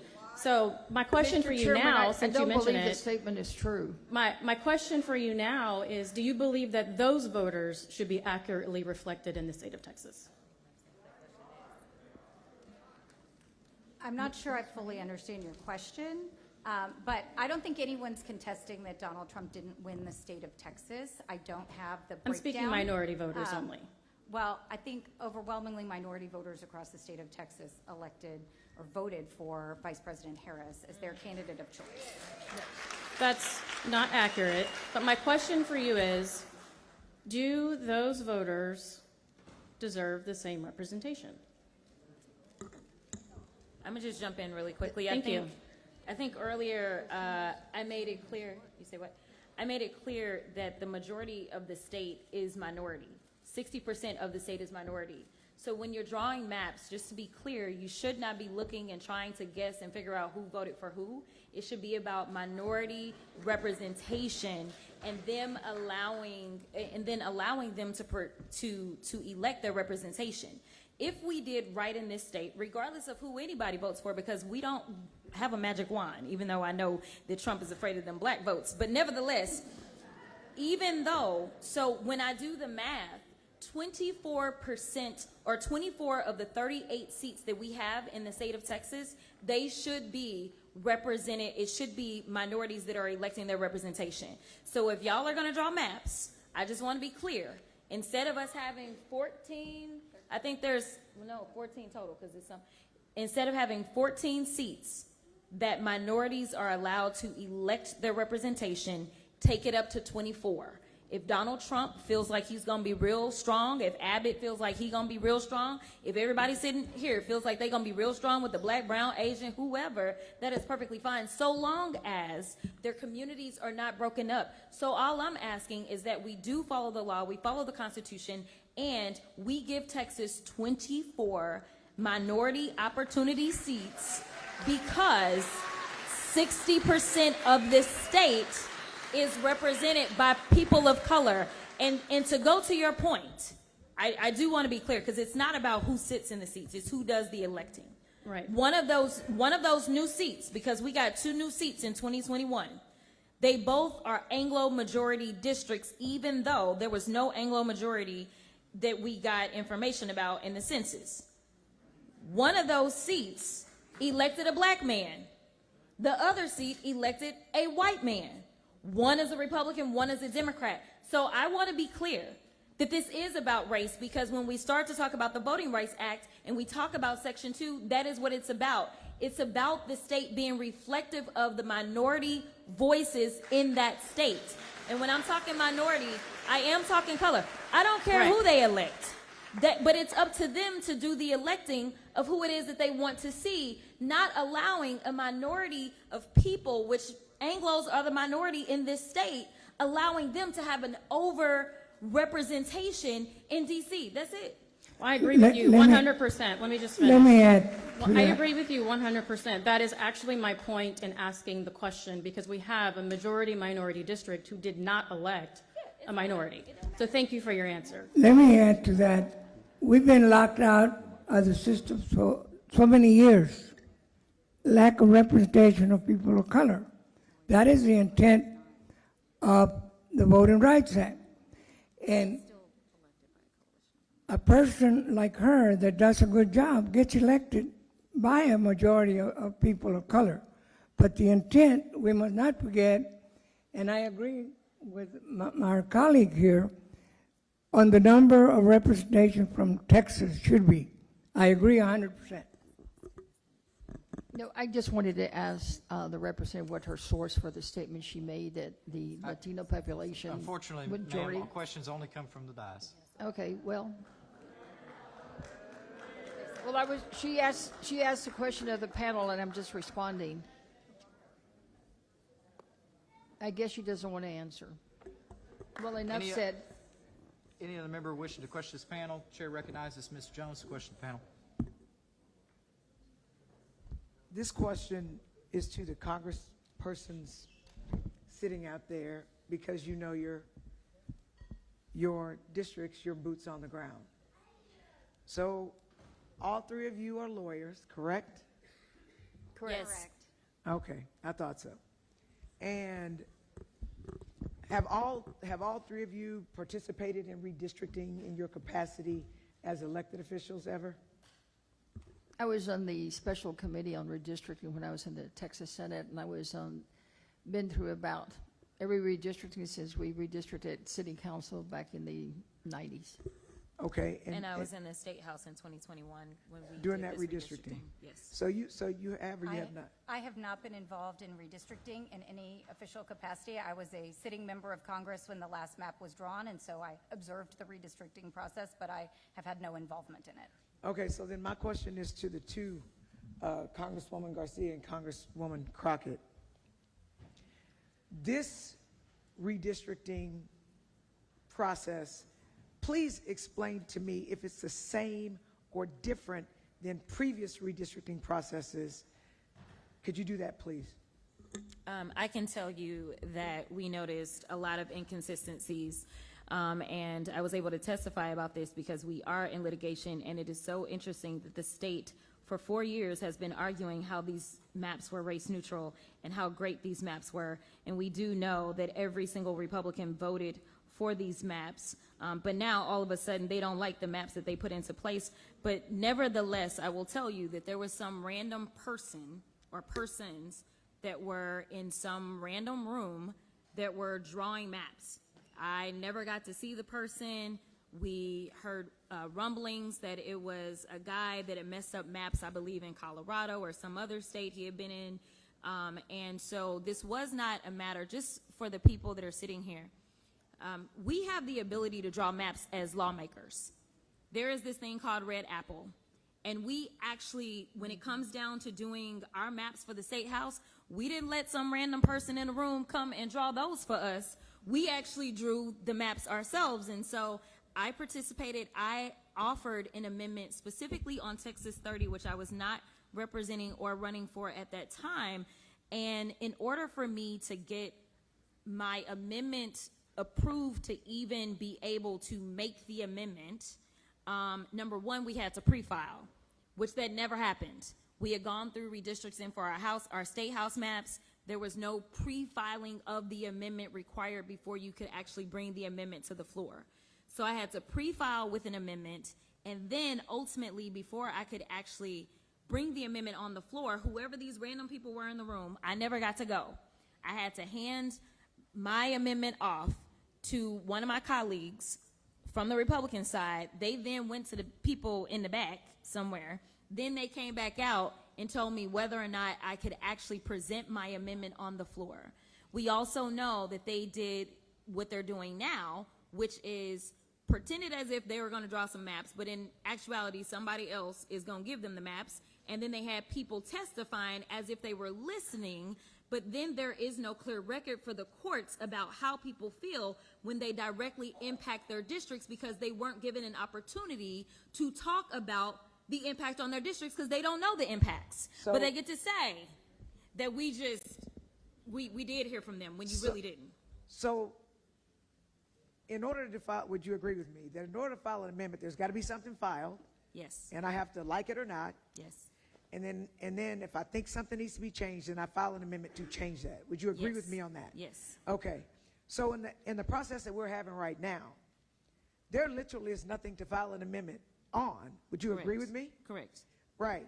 And so let me ask you this. Whenever there's a map proposed, because whenever there's one filed, and for purposes of people who don't understand, the way that a bill looks for a map is it has a whole bunch of like zip codes. Yes. It tells all of the zip codes that are a part of whatever congressional district it is. So it's hard to tell what it looks like on the paper, right? So, but sometimes you can see the picture when you file what the map actually looks like in Red Apple. Correct. So my amendment, it had the picture of the district. So you could see the counties, you could see, because Texas 30 fell under the Voting Rights Act, it was important to lay out what the citizen voting age population was as well, to make sure that there were no violations. So it's a little bit more, but you do get typically a picture. But my point is this: after you give them the picture and the people in Ledge Council redistricting put all the zip codes in there, then you can tell. And would you say that's, and this is a yes or no question, is it simple or is it complicated? Oh, the entire process is very complicated. Right. And the reason I bring that up is the fact that we're not having public hearings where people have time in advance to look at these maps so that they can figure out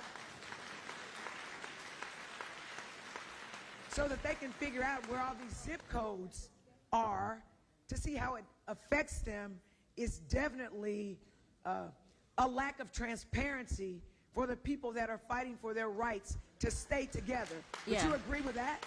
Yes, I would. I would say that this is not a flaw in the process, but instead this is A design correct. in the process. Correct. And so that's a problem. So are you asking this committee specifically, who holds these public hearings, that once the bill is filed, that has everything divided up, that there be public hearings across the state so that people will actually know how this bill/map affects them, and only then can they make educated testimony about how the maps will affect them? Do you agree with that? Oh, absolutely. I mean, as we heard the chairman say, we are here to testify on this instead of for or against. And you know, as a representative, that typically when we have hearings, you are testifying for or against. But when we go to court, because this ultimately will go to court, because I know how Texas likes to do, ultimately, when you're looking at the record, it doesn't look like anybody was against it. Exactly, which is why when you come up to testify, and you understand this because you used to sit in this seat in the House, they're asking you to be neutral. Correct. Right? Which hurts us in court later, correct? So are you asking, or you three Congress people asking, that after the bill, with whatever map is shoved down our throats, is filed, are you asking for us to have hearings, public hearings, with time for us to evaluate and reflect and figure this out and talk to our constituents, to allow our constituents of Texas to come and testify about the specific harm or good that these maps or that this bill is going to do? Is that what you're asking? We're absolutely asking for that. Absolutely. And I'll tell you that as much time as they are spending during these field hearings without a map, they should absolutely invest even more time once they have the maps. So the idea that they're going to minimize the amount of time that people have to speak on this and actually do less when they have more is a problem, and that should be something seen as irregular in this process as well. And Representative, my experience, of course, was serving in the Senate, and we did do, during that period, we did 4 field hearings. And of course, the biggest flaw in this whole process is that we're letting the White House dictate and prepare the maps in some back room. We don't have a map. It's difficult to speak about an item that you haven't even seen. So that, I think, is probably the biggest flaw. And secondly, I think there should be robust field hearings, particularly in those districts that are going to be impacted. But keep in mind, 4 districts were named in the DOJ letter. But once you go in there, the domino effect of what other districts are impacted, because you move something here in Houston, it may create a movement somewhere in Fort Bend County or Galveston County. So it impacts all of us. So there should be robust. There's no reason why, in my mind, that you couldn't have had a field hearing in the Rio Grande Valley. It's a 5-county region with over 1 million people, really important to our economy. El Paso, even San Antonio doesn't get one. You know, what about the Port Arthur Beaumont folks? I think it's just a disservice to Texas that we're not allowing all Texans to be heard. And speaking of, because you talked about it before, communities that have similar experiences. Absolutely. Right? So we talked about that, and we talked about already why it's important to have someone who understands what you're going through. For example, for you, Congresswoman Garcia, and maybe everyone, because there are mixed status families everywhere, don't you think that in a, I'm trying to look at you as I speak. No. Don't you think that in a community, for example, if you have a mixed status family, right, and you have people actually going through the citizenship process. They have their documentation, right? And then that you be able to call a congressperson like you, Congresswoman, who is going to try to help you get your citizenship because you're trying to go through the lawful process, rather than have a congressperson, if they crack your community, that is actually trying to deport you or get your status in court dismissed. And by that I mean this. We had so many people didn't understand what was going on when President Trump was getting rid of all those immigration judges. But now we see he wanted an immigration system where they could dismiss the cases and literally create undocumented people because they no longer have a case where they're here documented. Don't you think your constituents are entitled to have someone like you who understands the struggles and who's going to try to help them get to a path to citizenship, as opposed to if they call their congressperson in a racially gerrymandered map that is going to try to deport them and break up their family? Is that an accurate concern? Well, of course, it's always been a concern, and regretfully, I have to tell you that we take many calls where people call us from another district who tell us that they called their member of Congress, but they were told over the phone that there's no one who speaks Spanish to really work with them, or who will tell them, well, we don't really handle those kind of cases, call Garcia in Houston. So we do get those kind of calls, and I say regrettably because it's shameful that those members aren't doing full constituent services, number one, but we have strict rules in Congress that I can only spend resources, time, and personnel within my district, which really limits some of the things that I can do. So I wish that there was more members of Congress that looked like me and did constituent services to everybody in English, Spanish, Vietnamese, whatever language. So it effectively disenfranchises people Right. who don't look like you. And it makes them not have faith in government, not faith in the process of the system when they can't even get a phone call returned. And I'll say this too, would this be accurate? The only way to create a majority Anglo district, right, when you have a majority of minorities, is to literally crack or split the majority minority. So what you'll have is you'll have urban areas where minorities flock to because they see discrimination against themselves in their little towns that they're from. And so they'll get black or brown or Hispanic or whatever minority you are, and they'll drive it all the way out to the rural areas that's majoritarily Anglo. Is that accurate? I think you're very close to accurate. Yes, ma'am. I'm sorry, say it again. I think you're pretty accurate. Right. I'm gonna say you spot on. That was one of the. That's what it is. That was one of the issues that existed with my district. Just to be clear. Okay. While my district's numbers remained the same, what they did was my neighbor Jake Elzy, who's CD6. Jake Elzy represented 3 counties. They ended up taking Jake Elzy's seat and making it about maybe 7 counties or so. But what they did over in Tarrant County was Tarrant County, in one city, Grand Prairie, they decided that Grand Prairie was getting a little too colorful for them to potentially maintain control over it. So what happened is this one city got split into 3. 1/3 came to me, 1/3 went to Elzy, 1/3 went to Burgess. And so they cracked that community of one city, and the next thing you know, they're paired up with people that have no idea of what their struggles are in Grand Prairie versus what they are dealing with in, say, farming areas of Texas. Right. So, and that's my last question. But what the point is that's how they're able to create majority Anglo districts. They crack the minority areas, and then they put a small number of minorities in a district with people who look nothing like them, and that's how they're able to hijack, to terrorize, to kidnap the United States Congress, and it's just right. It's just not right. Yeah. Thank you for explaining that. Thank you. And thank you, Representative Jones.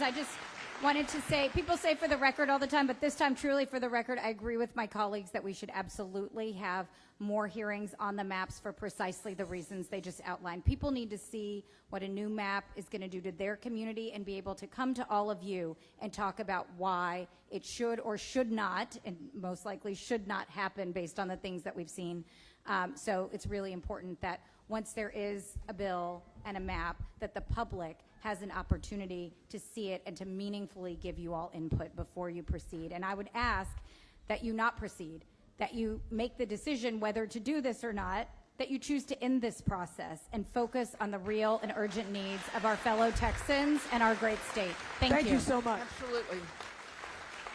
Members, Chair will show Representative Barbara Gervin Hawkins is present. She was actually present at 12:45. So, Barbara, good to have you. Any other questions for this panel? Hearing none, the panel is excused. Now, for all in Thank you, attendance... Mr. Chairman. You're welcome.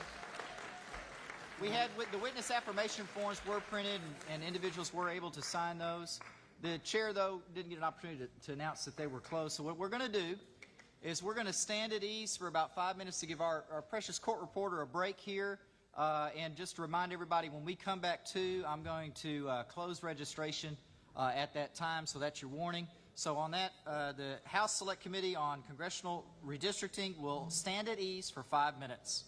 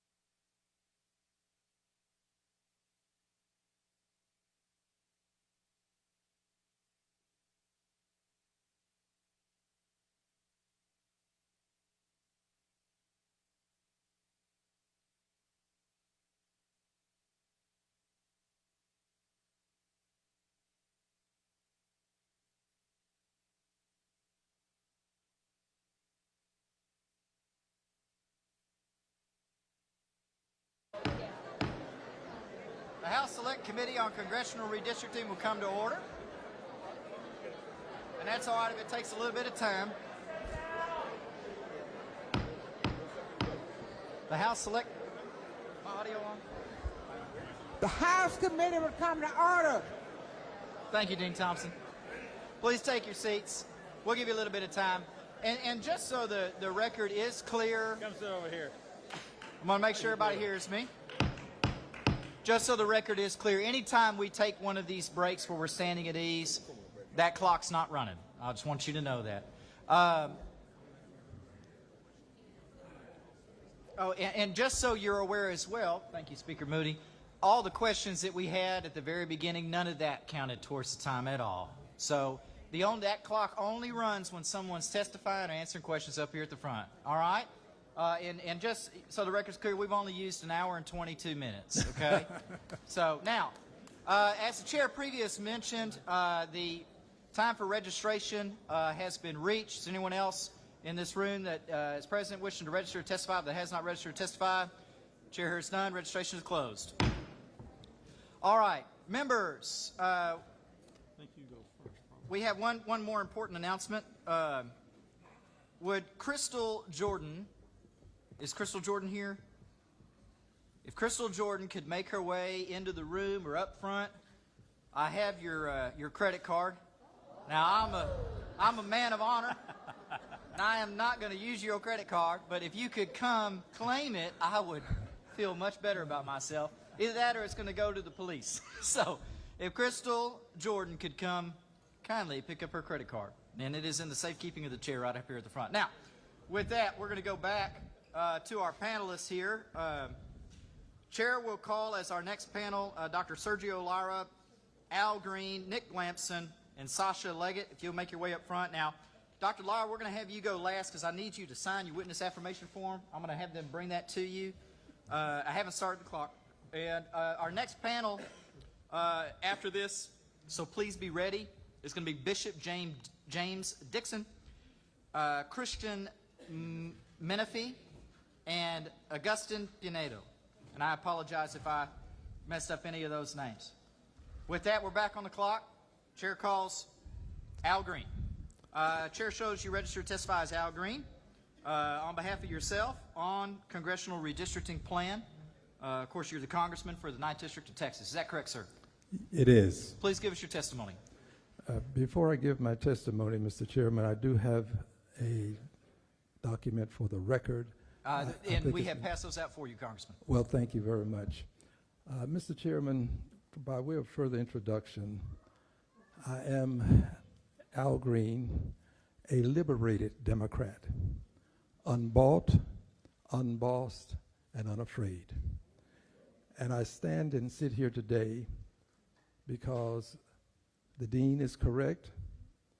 The Attorney General of the United States, by command of the President of the United States, has indicated in a letter, and I shall just read one sentence. It says, if the state of Texas fails to rectify the racial gerrymandering of Texas 9, Texas 18, Texas 29, and 33, the Attorney General reserves a right to seek legal action against the state, including without limitation under the 14th Amendment. Literally, the state has been ordered to do what we're doing by the AG. I'm not sure that order has to be fulfilled, but in so doing, the Attorney General has singled out 4 congressional districts, all of whom are represented by people of color. The co-chair is eminently correct. This is about racism. It is about people of color being denied the opportunity to have representation. I know there's some question now as to why people have to have people of color. Because I've walked the neighborhood, government of the people. I played pool in the pool halls. I've been on the buses. I know the bus lines. I kind of think it's good to have somebody who's been in the hood with you. It means something. It does. And while my time is short, let me just end with this, because Thank I you. have much more I could say, but I want to end with this, Mr. Chairman. Mr. Chairman, if this plan is perfected, there will be more white faces in Congress and fewer black and Latino faces. I thank you. Thank you for your testimony. Chair calls, and again, members will question the panel at the end. Chair calls Nick Lamson. Shall you register to testify as Nick Lamson on behalf of yourself on the revised Congressional Redistricting Plan? Is that correct? Yes, it is. Please give us your testimony. Thank you. I'm Nick Lamson. I served Southeast Texas in Congress for a decade and as the Jefferson County Tax Assessor Collector for nearly 2 decades. I appreciate the opportunity to be here today. I thank the chair and the committee. I got to tell you, I'm experiencing a troubling sense of deja vu. Governor Abbott has called this special session to advance a mid-decade redistricting plan, just as the Department of Justice raises constitutional concerns about several congressional districts, all currently represented by black or Hispanic members of Congress. And with midterm elections on the horizon and a narrow Republican majority in the United States House of Representatives at stake, the motivation behind this effort is clear, and we have been here before. In 2003, I was a target of Tom DeLay's mid-decadal redistricting scheme, the first in the country. That plan was not about reflecting population changes. It was about locking in partisan power. I was approached and offered a deal. Switch parties, and they'll leave my district alone. I was even promised a committee chairmanship. I refused because public service is about the people you represent, not personal gain. DeLay thought he had drawn himself a safe seat, and I ran against him to prove that no abuse of power goes unanswered, and I won. Communities of interest deserve fair and undiluted representation. The people of Texas deserve maps that reflect who they are, not maps that are designed to protect the powerful. Now, 20 years later, the same playbook is being reopened, and Jefferson County, once an anchor of a congressional district, still lives with the consequences. Our influence was stripped away, and we have yet to recover. This is not just about redistricting. It is about equity, accountability, and whether Texans choose their representatives or politicians continue choosing their voters. Democracy does not belong to a party. It belongs to the people. And it is the responsibility of every person in this room to protect it. I urge the committee to reject the effort, not because it is inconvenient, but because it is wrong. Thank you for your testimony. Chair recognizes Sasha Leggett. I show you register to testify as Sasha Leggett on behalf of Harris County Commissioner Rodney Ellis on the revised Congressional Redistricting Plan. Is that correct? Yes, sir. Please give us your testimony. Chairman, members, my name is Sasha Leggett, and I am here to read a statement on behalf of Harris County Commissioner Rodney Ellis. I've been in this fight before. In 2003, I broke quorum and left the state to stop discriminatory redistricting maps from becoming law. The media called me a father in exile. I spent a month away from my family after my youngest daughter was born because I believed Texans deserved fair representation. And now we are here again, but this time it's worse. This isn't about redrawing maps. It's about erasing progress, about dismantling the Constitution and destroying what remains of the Voting Rights Act. Let's be honest. This process is designed to break apart multiracial coalition districts, undermine black and Latino voting power, and concentrate control in the hands of a small political minority. Texans of all backgrounds have built power together across race, region, and party, but instead of honoring that process, it punishes it. These maps being drawn are not to represent the people, but to insulate a shrinking group of politicians from accountability. And make no mistake, this is a political operation, a top-down strategy driven by Donald Trump and his allies to rig the rules, silence opposition, and turn racial discrimination into law. Even the process itself shows the intent, limiting hearings, cutting people off early, and no in-person access in Austin. Nearly a quarter of Texans don't have internet, and they're being shut out. Let's not forget this. Nothing has even been filed. Texans are being asked to testify on something we can't see, we can't review, and we can't trust. This is not representative government. It's a coordinated assault on our democracy, and we will fight it. Thank you. Thank you for your testimony. Chair, and if members of the audience could please withhold your repository just because it takes a little bit longer than for me to announce the next witness. I want to be as efficient as we can. Chair calls Dr. Sergio Lira on behalf of the Greater Houston LULAC on the revised Congressional Redistricting Plan. That's your registration, is that correct? That is correct, and also I'm the chair of LULAC Redistricting Task Force that was created after the 2020 census. Are you intending to testify on behalf of them, or is it okay if your form just says testifying on behalf of the Greater Houston LULAC? I'll go ahead and testify on behalf of Greater Houston LULAC. Okay, understood. Please give us your testimony. Yes, it's called the Courage to Care. I'm asking all the Republican colleagues to have the courage to care, and let me explain why.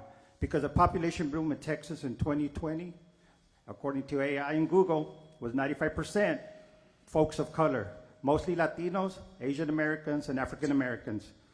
This population growth, as you know, was rightfully every census and population growth, we asked for new congressional seats. This is democracy.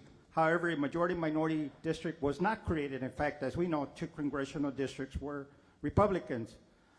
But I want you to know that the Latino economic force that's happening in our state contributes $582 billion to the economy.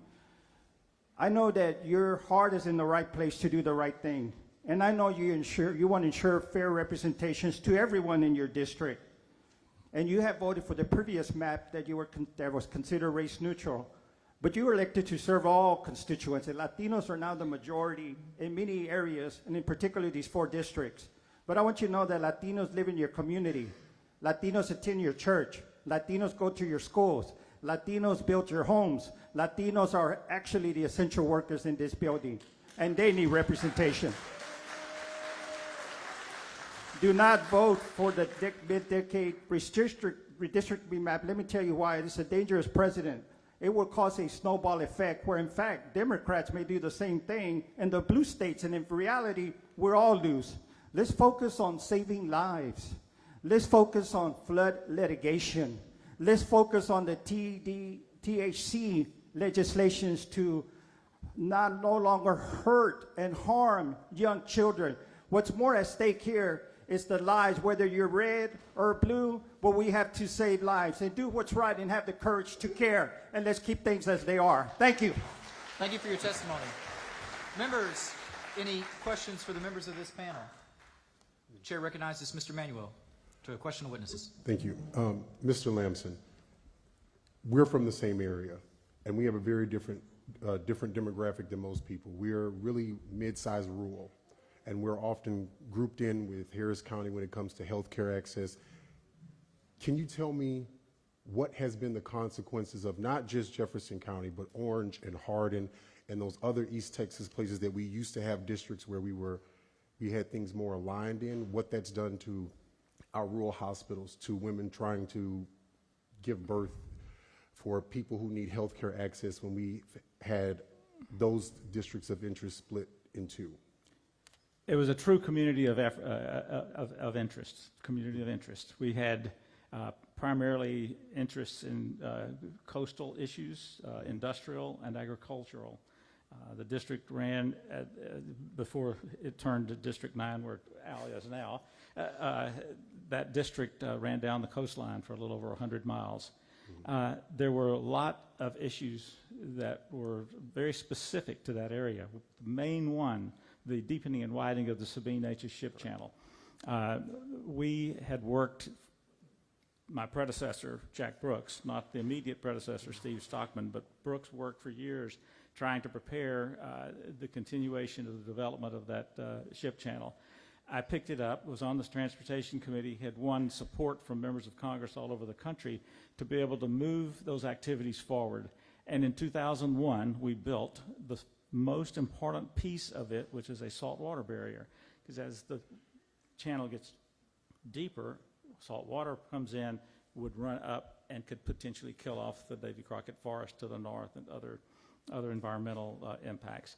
That $53 million project was completed, and we were set to do the others. So the redistricting then set that economic development project back by at least 20 to 25 years. It has just been put back on the list of the Corps of Engineers for activity. That kind of chaos. The community of interest that we were attached to, Northern Beaumont was attached to North Houston, a white-collar retail district. I won't say a word about the negative word about the member that took over the activity in that district when I left. He is a good person, but he had a whole different focus.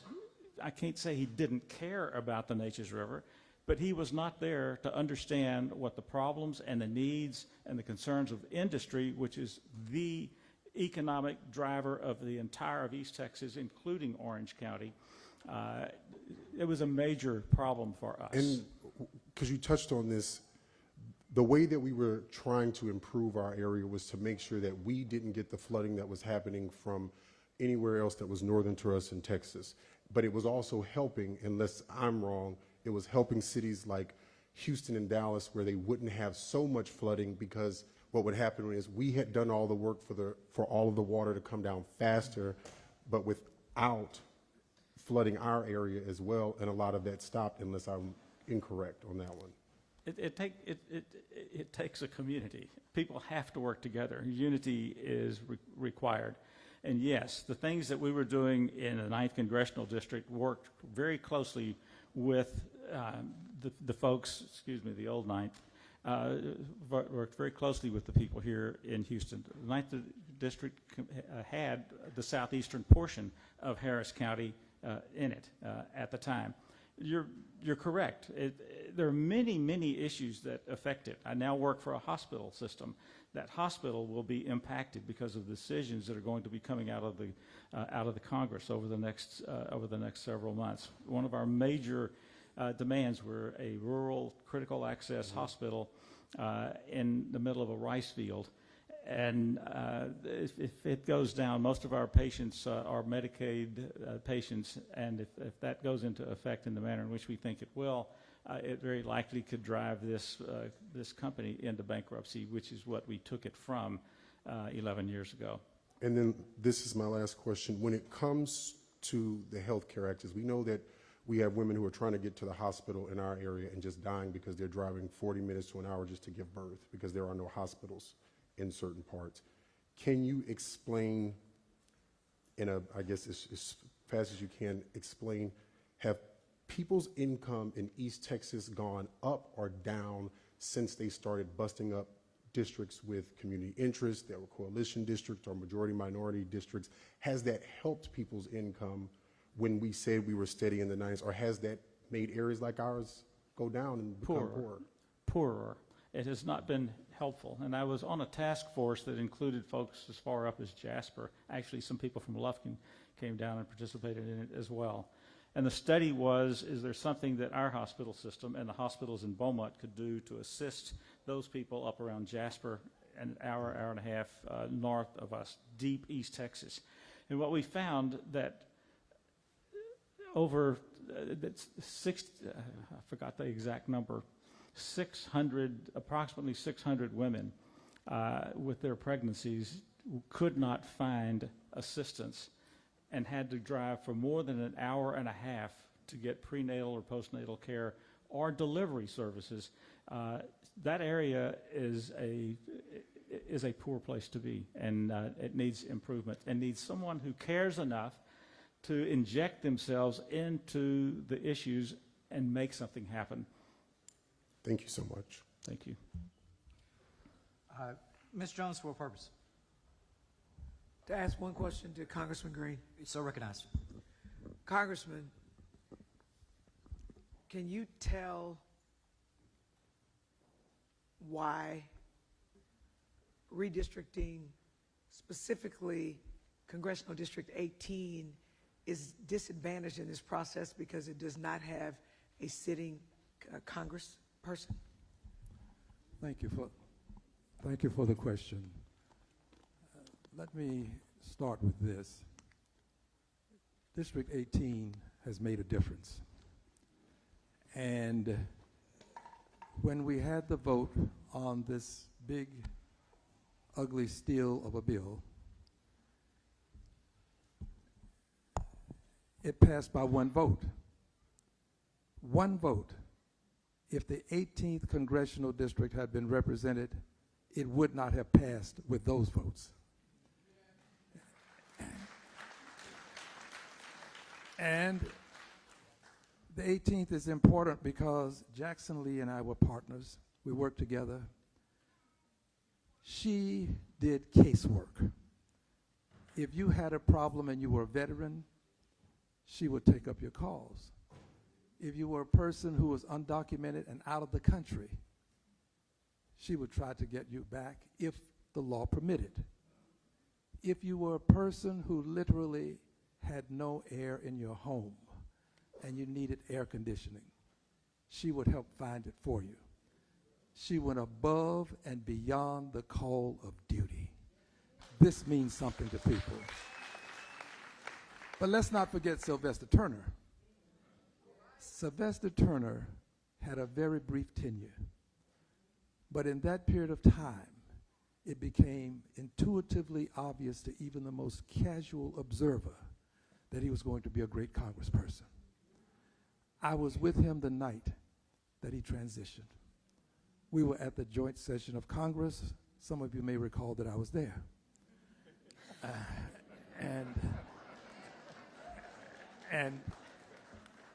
And after he and I talked, he traversed his way up the aisle, and I saw him no more. He was no longer there. But I want his legacy to be important too, because he didn't control that part of his destiny. But what he did in Houston as mayor was indicative of what he would have done in Congress as a United States congressman. So yes, the 18th Congressional District means a lot. It does. Mr. Chairman. Thank you. May I add one thing, Mr. Chairman? It's heard. Not at this time. Members, any other questions for the panel? Mr. Chairman, I'd like to make a... Ms. Thompson, for what purpose? Mr. Chairman, a lot of people are here to testify, and I know my colleagues have a lot of questions. If they can shorten some of those questions and get to the public testimony. Understood. Thank you, Dean. Members, any other questions to this panel? Seeing none, thank you for your testimony. The panel is excused.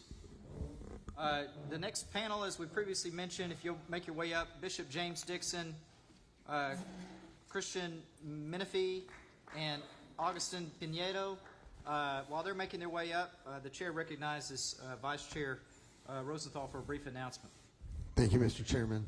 And thank you all really for bearing with us. So first, housekeeping item, we've confirmed that if you need to get up and like go to the restroom, get a water break, whatever, they will let you back in. You won't lose your seat. So that's first.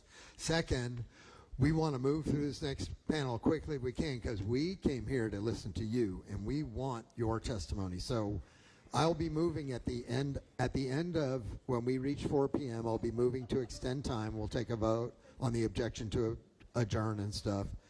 Should that end up being voted down, or even if we do extend time, so many people have signed up to testify today that we have arranged for you to speak directly to us. We're going to reconvene outside of the formal hearing at Wheeler Avenue Church. So when this is over, anybody who has not been able to be heard yet, you are invited to come speak directly to us. We will live stream it. We will record it. The gym at the church.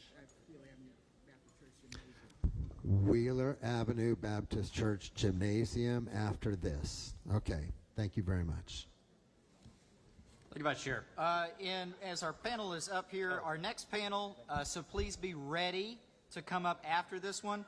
Lenita Robinson, Eric Ross, Emily Rain Eatman, Deborah Allen. Please be on deck. All right. Turning now to our panel here. Chair calls Augustin Pinedo. Is Augustin Pinedo here? Chairperson Augustin Pinedo registered to testify on behalf of LULAC District 18 on revised congressional redistricting plan, but not testifying. Okay. Chair calls Christian Menifee. And before you testify, Bishop Dixon, I have a signature on your form here, but it's on the line that I'm supposed to sign. Do I have your permission to put a little arrow up from your signature to the line you were supposed to sign? No, just sign yours under mine. There we go. Got it. You got it. Thank you, Bishop. Mr. Menifee, I show you registered to testify. It's Christian Menifee on behalf of yourself on revised congressional redistricting plan. Is that correct? That's correct. Please give us your testimony. Good afternoon. I'm Christian Menifee, and I'm here in the protection and defense of the districts that were named, the minority, the black and brown districts that were named by the Trump DOJ to try to steal their political power.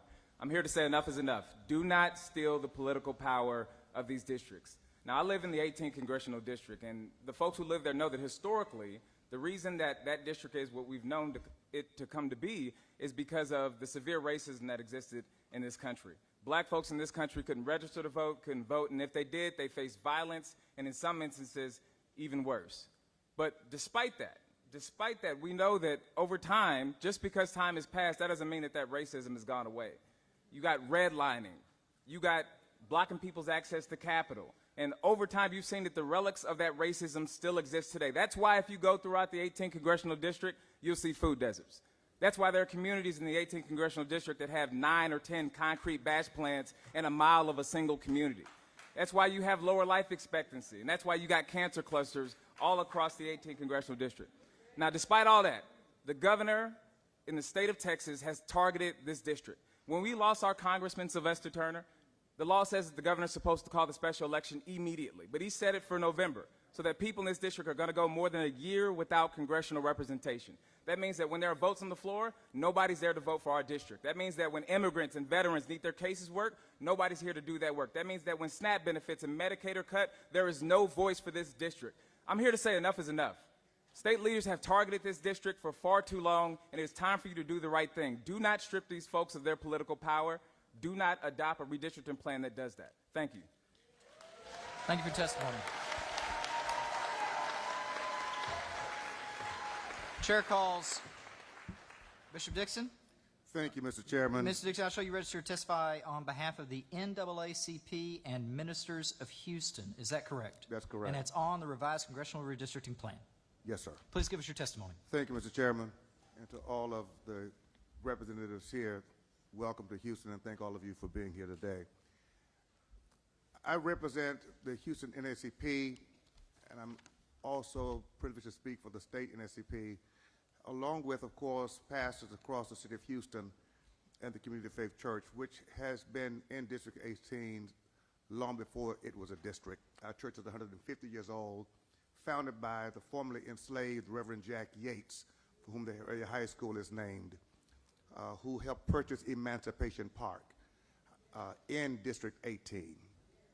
I want to say that because those individuals who are making decisions about the future of District 18 and 9 and the other districts mentioned need to really understand the richness of the history and the value that representation has added not just to people of color, but to everyone who resides in the greater Houston and Harris County community. That's very important. We're here today under unfortunate circumstances. As it's been articulated multiple times, we have a census every 10 years, the data from which should dictate necessary changes to the maps for congressional representation.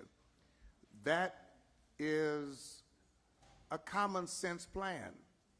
We're here today not because the data has dictated it. We're here today because there is a decision that the people of this state don't deserve to elect their own representatives.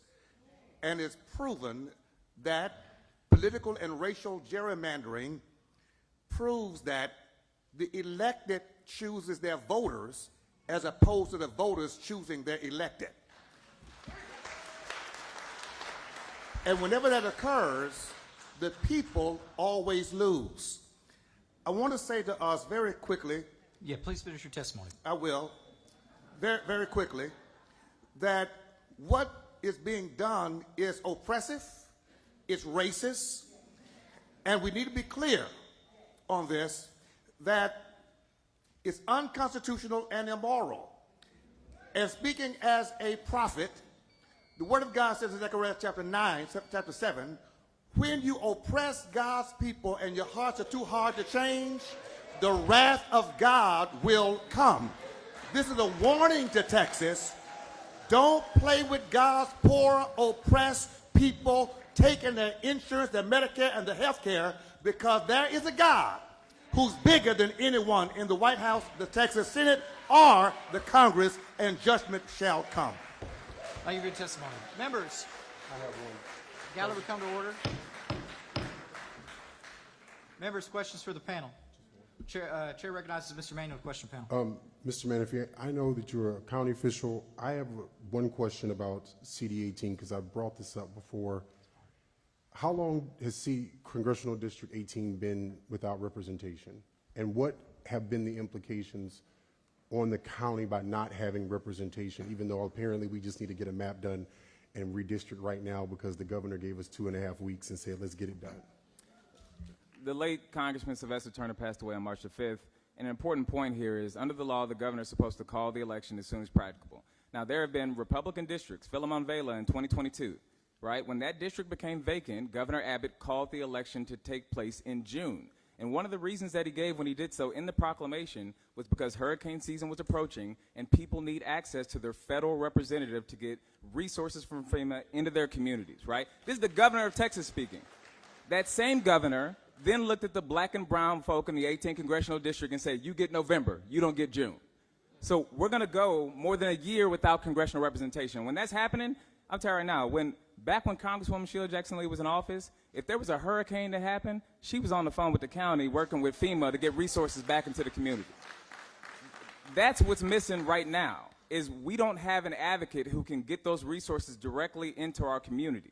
And we don't have people who are in place right now to handle new veterans cases, new immigrant cases. And of course, we don't have a vote. It's a major, major impact to our communities, and it's completely inhumane that the governor did it, and he gave a nonsense reason when he did it. He said it was a problem with the county's elections. And everybody sitting in this room knows that Tanisha Hudspeth is doing a fantastic job running our elections. Ms. Gervin-Hawkins, for what purpose? Quick question, Bishop Dixon. You're so recognized. I'd like for you to repeat those 4 things so my colleagues can understand. This is serious business. Serious business. And we do not need someone in D.C. in the White House putting their arm in Texas and destroying and dividing our community. What are those 4 things you just said? We're dealing with oppressing poor people, taking their health care. This is Medicaid, this is SNAP. Oppressing our seniors. This is life and death. And when you take away people's health care, their food, oppress the poor, God always responds on behalf of the oppressed. Listen, Texas is about to practice politician politics to enact and legalize politician policies in order to disenfranchise people that some folk think belong back on the plantation.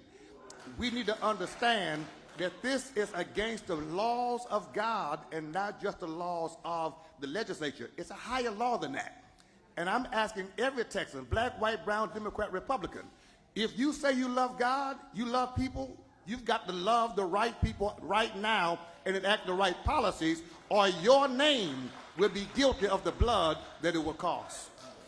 Thank you, Bishop Dixon. Mr. Chairman. Dean Thompson, for what purpose? I'd like to ask Mr. Menifee a question. You're so recognized. Mr. Menifee, if I live in the 18th Congressional District, are there not cancer clusters there that's not being taken care of? That's right. Are there not being concrete batching plants? We have over 300 batching plants in that area that people are inundated with. Isn't that also a problem there?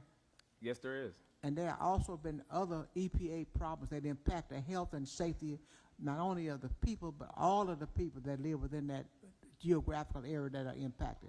That's 100% right. When Congresswoman Sheila Jackson Lee was in office, she was one of the people who was at the table that got the EPA into Fifth Ward to start doing additional testing to address the cancer clusters. When we at the county filed a lawsuit against the state over its failure to regulate concrete batch plants in black and brown neighborhoods, it was Congresswoman Sheila Jackson Lee who helped get the EPA involved to get the TCQ to change the rules. Time after time after time, you've seen that having a fierce advocate in Congress who is focused on environmental justice can really move the needle for people. But right now, folks are dying without a voice.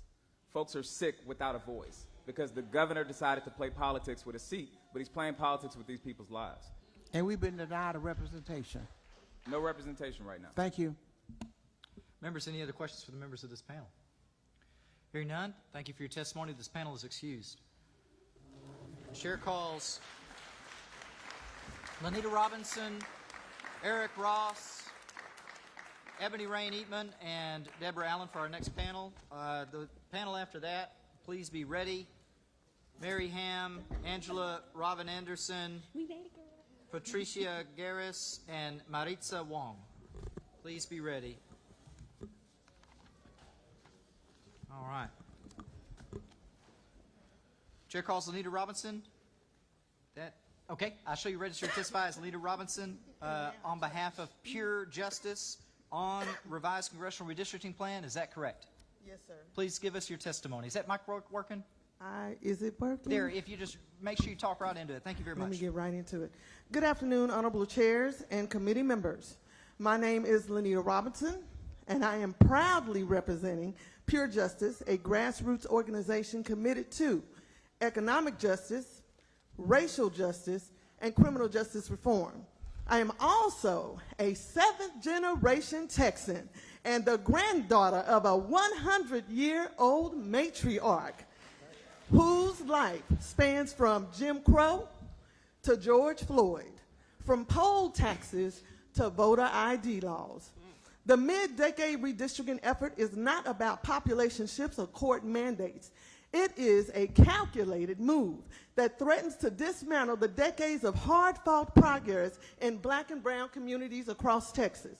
When you fracture and manipulate districts, you weaken our collective power to push for economic opportunity, for fair wages, infrastructure, and education. You undercut racial justice by silencing the very voices that continue to call out discrimination in healthcare, housing, and policing. You stall criminal justice reform by reducing our ability to elect leaders who understand what it means to be over-policed and underserved. This is not the first time black Texans have seen power stripped away through redistricting. After Reconstruction, black representation was legislated out of existence. Now, in 2025, that same suppression is dressed in legalese and wrapped in political strategy. I call on this committee, do not be the architects of another rollback.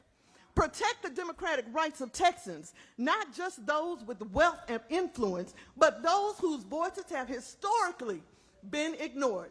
Let me close with the words of Fannie Lou Hamer, a woman who never stopped demanding justice in the face of politics. Nobody's free until we're all free. Let's not allow the maps to become another tool of injustice. Let's make a blueprint for equity. Thank you for your time. Y'all have a blessed day. Thank you for your testimony. Chair calls Eric Ross. Shall you register to testify as Eric Ross on behalf of yourself on revised congressional redistricting plan? Is that correct? Yes, that's correct. Please give us your testimony. Good afternoon, Good afternoon, honorable committee members. My name is Eric Ross from Congressional District 18. I'd like to take a moment of silence to remember the children and families affected by the recent floods in Central Texas. The United States is a republic, not a democracy. But the DOJ and the current administration's pressure on our governor to withdraw districts mid-decade threatens our constitutional foundation. Our founders created a republic where authority flows from the people's concern, res publica, through carefully designed institutions, not raw majority rule. They feared temporary, imprudent majorities, trampling minority rights, and created checks and balances to prevent exactly what we're witnessing. As the late Congresswoman Sheila Jackson Lee once declared, This is outrage when districts lose their communities. Her words ring true today. This manipulation violates both Republican principles and constitutional law. This mid-decade power grab represents everything our system was designed to prevent. A narrow majority using temporary power to permanently rig elections. Madison warned of this in the Federalist 10. Factions tyrannizing through manipulation, through persuasion. To conservatives, true republicanism protects minority rights and prevents hasty majorities from dominating. Fair redistricting upholds constitutional safeguards. To progressives, our republic's anti-majoritarian features protect vulnerable communities from political manipulation. To all Texans, we're witnessing the abuse of power our fathers most feared. Federal politicians compelling states to rig elections for partisan advantage. Scripture reminds us, learn to do right, seek justice, defend the oppressed. Isaiah 1:17. Our Republican system works through deliberation and broad consensus, not backroom deals predetermining outcomes. When districts are rigged, we lose competitive elections that make representatives accountable to all constituents. Please finish your testimony. Cultural, and economic diversity strengthens our republic. Gerrymandering destroys it by silencing voices and predetermining results. Stand against the assault on Republican institutions, reject federal pressure, draw fair districts, allowing democratic input within our constitutional framework. God bless Texas, and God bless these United States of America. Thank you for your testimony. Chair calls Ebony Rain Eatman.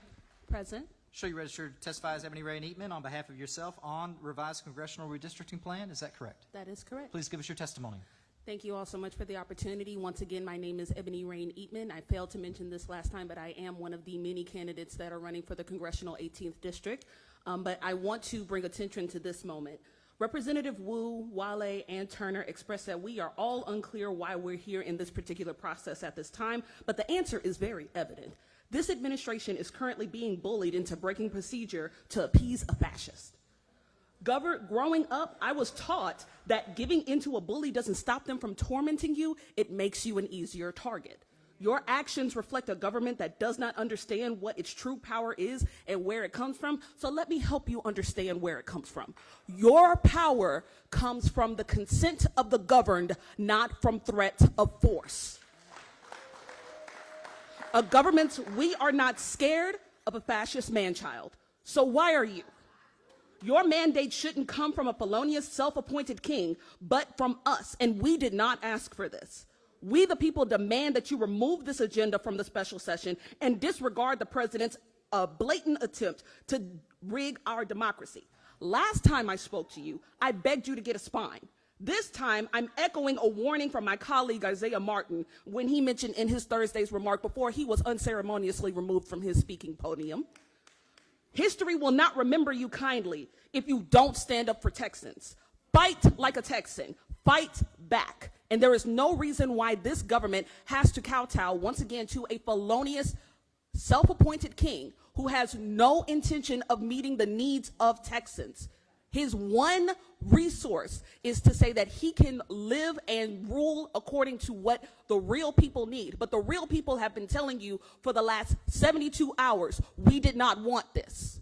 We did not want this. We did not ask for this. We asked for help in Kerr County. We asked for representation in District 18. We asked for leaders, our neighbors, to take our words and represent us and fight for us, not just in the state, but in the United States of America. And you are blatantly disregarding our needs because you're scared of a bully. Thank you for your testimony. I yield my time. Chair calls. Come to order. Chair calls Deborah Allen. Shall you register to testify as Deborah Allen on behalf of yourself on revised congressional redistricting plan? Is that correct? That's correct. Please give us your testimony. My name is Deborah Allen. I am not a D, an E, or an I. I'm a human being. I live in the cancer cluster. I'm a senior citizen. I live in Northeast Houston, and I'm a member of the National Black Women Making a Difference. But what I don't understand is when you do these redistricting hearings, and I testified at the last hearing, so I'm confused as to why I'm back here again, asking you to do the same thing again. I'm here representing my children, my grandchildren, my great-grandchildren, and my great-great-grandchildren. So if you can please explain to me why when you draw the lines, my community stays in the flood zone, why my neighborhood is in the cancer cluster, why when it floods, it doesn't flood in your area, but only in mine. So I want to come to the table to ask you if you can explain to me how this is happening in my community, in Congressional District 18, which I am a proud member of, in Representative District 142, in the State Senate District 13. So you'll see where I'm going with this. 18, 13, 142. So when you're drawing these lines, someone is deliberately drawing us inside of basically death. It doesn't flood in your area like mine, but your water flows down to where I live in Northeast Houston. So you guys are safe. You don't understand what it means to jump into a dump truck to get out of flood water. You don't understand what it means when I have to drive 20 and 30 miles out of my community to get quality food.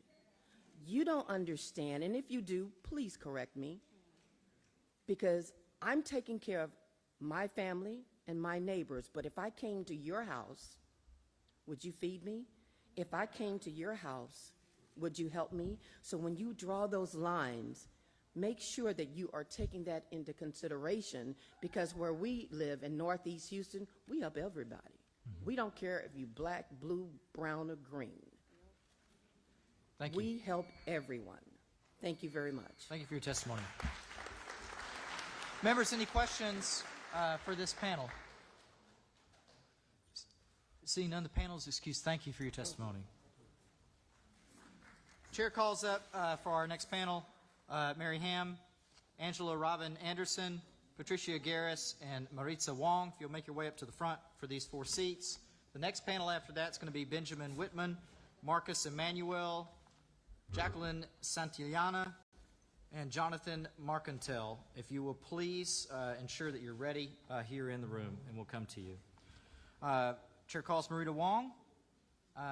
Show you register to testify as Marita Wong on behalf of yourself on the revised Congressional Redistricting Plan. Is that correct? It's Maritza Wong. Maritza Wong. Thank you. Please give us your testimony. Hello, my name is Maritza Wong, and I am a resident of unincorporated Brazoria County in Congressional District 9, formerly CD 22. I am here to ask this committee to reject any further gerrymandering of our state. The last election in which I felt that my vote made a difference in determining my congressperson and my state legislators was 2020. The gerrymandering that occurred in 2021 made the outcome of those elections predetermined where I live. The sad thing is that I'm not even here to ask you to fix that. I'm just here to ask you to not make it worse. Gerrymandering is wrong, no matter which party is doing it. I do not belong to any political party. I vote for people who I see making a genuine effort to make our communities, our state, and our country better. Nothing about this proposed redistricting is in good faith, and everyone knows it. This is a blatant attempt by the Republican Party to rule through total domination, but not even a dictatorship can silence your voters. In 1973, my grandfather became the first Hispanic city council member in Alvin, Texas. This room is probably full of people whose ancestors were the first at something. So what you might not understand about those you're trying to silence, especially people of color, is that we have been in this position before. We have been told we do not count and we are not worthy, sometimes to the point of violence at the hands of those in power. Oppression is not new to us, and we carry those stories deep inside of us, no matter how long ago they happened, 5 days or 500 years. So we are not afraid of the outcome here, because we will persist as we always have. We will continue to speak the truth so that it does not die beneath the lies coming from the halls of power. The actions this committee is considering make it very clear who is actually afraid, and that is every lawmaker who is abandoning Texas and bending to the will of Washington, D.C. In this moment, I ask you to consider what your legacy will be. Did you stand for anything at all, or did you just do as you were told? Because one day, all of our descendants will be telling this story. What will they say about you? Thank you. Thank you for your testimony. Chair calls Patricia Garris.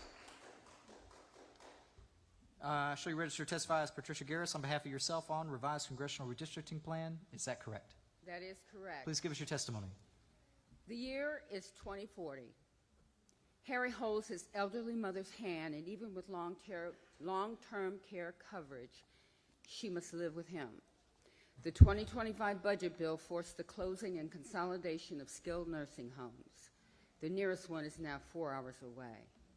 The home nurse wait is 6 to 9 months, so he must start the bath that's embarrassing for her and difficult for him. Immigrants who used to make up 40% of health professionals don't come to the United States anymore. After driving 2 hours to the nearest hospital last month, Harry's daughter endured an emergency hysterectomy. Although his daughter survived, his grandbaby died with a cord around his neck. Harry's son and his wife earn $170,000 a year. Since 17 million Americans lost their health care, his son's cost is now $2,500 a month with an $8,000 deductible and 25% copay. The tariffs keep costs high, and Harry worries that he may need to delay his retirement to help his son. Harry checks the bath temperature. His breathing is labored. Pollution has turned his asthma into emphysema, and the doctor can't see him for 4 months. Anti-immigration and student loan restrictions have decimated the number of new doctors, and older ones are retiring out. Harry feels a small, sharp pain in his chest. He walks, locks eyes with his mother, then falls back. Having served as a Texas representative for many years, Harry suddenly begins to think about his votes. As his eyes close, Harry mouths, "Forgive me." He knows his votes caused the deaths, the shattered dreams, and suffering of people who simply didn't look, act, or think like him. Harry got what he voted for. The pain and the misery he voted for others has come for him and his family. Thank you for testimony. Chair calls Angela Robin Anderson. I shall register to testify as Angela Robin Anderson on behalf of Wheeler Avenue Baptist Church and yourself, Yes. and testifying on revised congressional redistricting plan. Is that correct? Yes. All right, please give us your testimony. Good afternoon. I am Reverend Dr. Angela Raven Anderson with Wheeler Avenue Baptist Church. I live in Congressional District 9, and my business home instead is located in Congressional District 18. I rise today in defense of democracy and dignity. During the American Revolution, our foreparents declared a simple yet profound truth: no taxation without representation.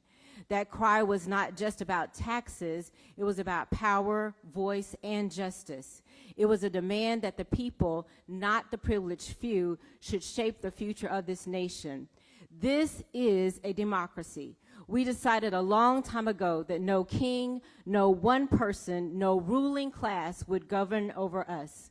We would govern ourselves through fair and free representation. Today, in 2025, that same cry echoes in our hearts as we confront the deliberate, racist assault on Congressional Districts 18 and 9 and others like them, districts that have long served as platforms of power for Black and brown communities. Let's be clear. Every line that is drawn on a map determines more than political boundaries. It determines the flow of resources, the funding of schools, the protection of civil rights, and access to quality health care. These lines either open the door to progress or slam it shut. The proposed redistricting isn't about fairness. It's about fear. It's about racism. It's about diluting the voices of communities that have historically been denied power and are now standing in it. We see the tactic. We know the playbook, and we refuse to be silent. We pay taxes, we serve this country, we build this economy, and we demand that what we have earned, which is fair representation. So to close, I close with this call: stop the steal, hands off our districts, let the people choose their leaders, not the other way. We demand fair maps. Thank you for your testimony. Chair calls Mary Ham. Should you register to testify as Mary Ham on behalf of the Texas Democratic Party CD2, or is that where you reside? Congressional District 2, I am the SDEC committee woman. Okay, so you're testifying on behalf of Texas Democratic Party CD2 Yes. On the revised Congressional Redistricting Plan, is that correct? Yes. Please give us your testimony. Okay, and I'm going to be very brief. Part of what I was going to say already got covered by Congressman Lamson. Looking at the numbers, Republicans hold over 2/3 of the congressional delegation in Texas. When you look at statewide races, this does not correlate. And actually, in statewide races, they're very closely matched. About 48%, about 5% difference between Republicans and Democrats.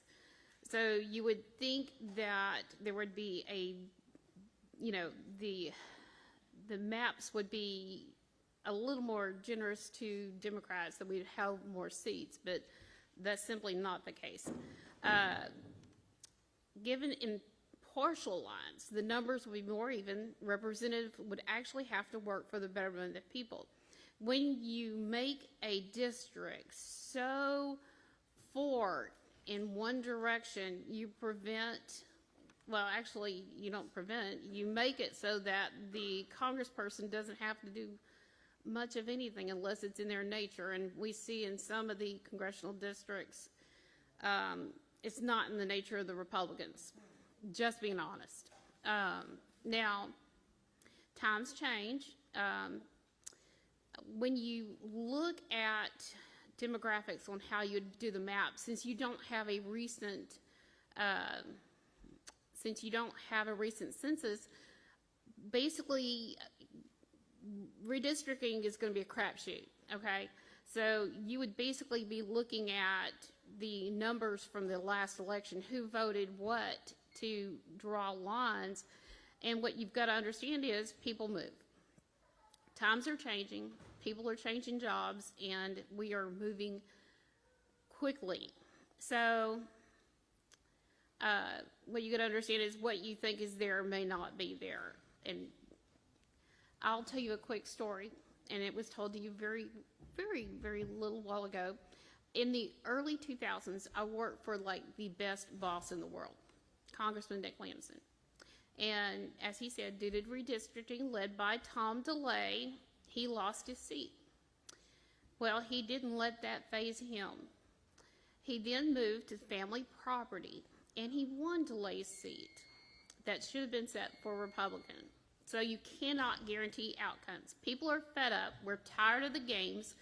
The people need... Please finish your testimony. You need to go back, and you need to tell Abbott it's time to work on progress for the people of the state of Texas, and not more power grabs that are not helping anybody.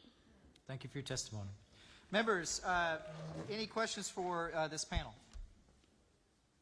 Seeing none, the panel is excused. Thank you for your testimony. Chair calls up our next panel, Benjamin Whitman, Marcus Emanuel, Jonathan Marcantal, and Jacqueline Santillana.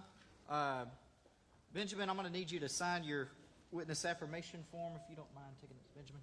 So we're going to come to you last. That's okay. Our next panel after that, so please be ready, is Ashley Tabor, Michael Anthony Watson,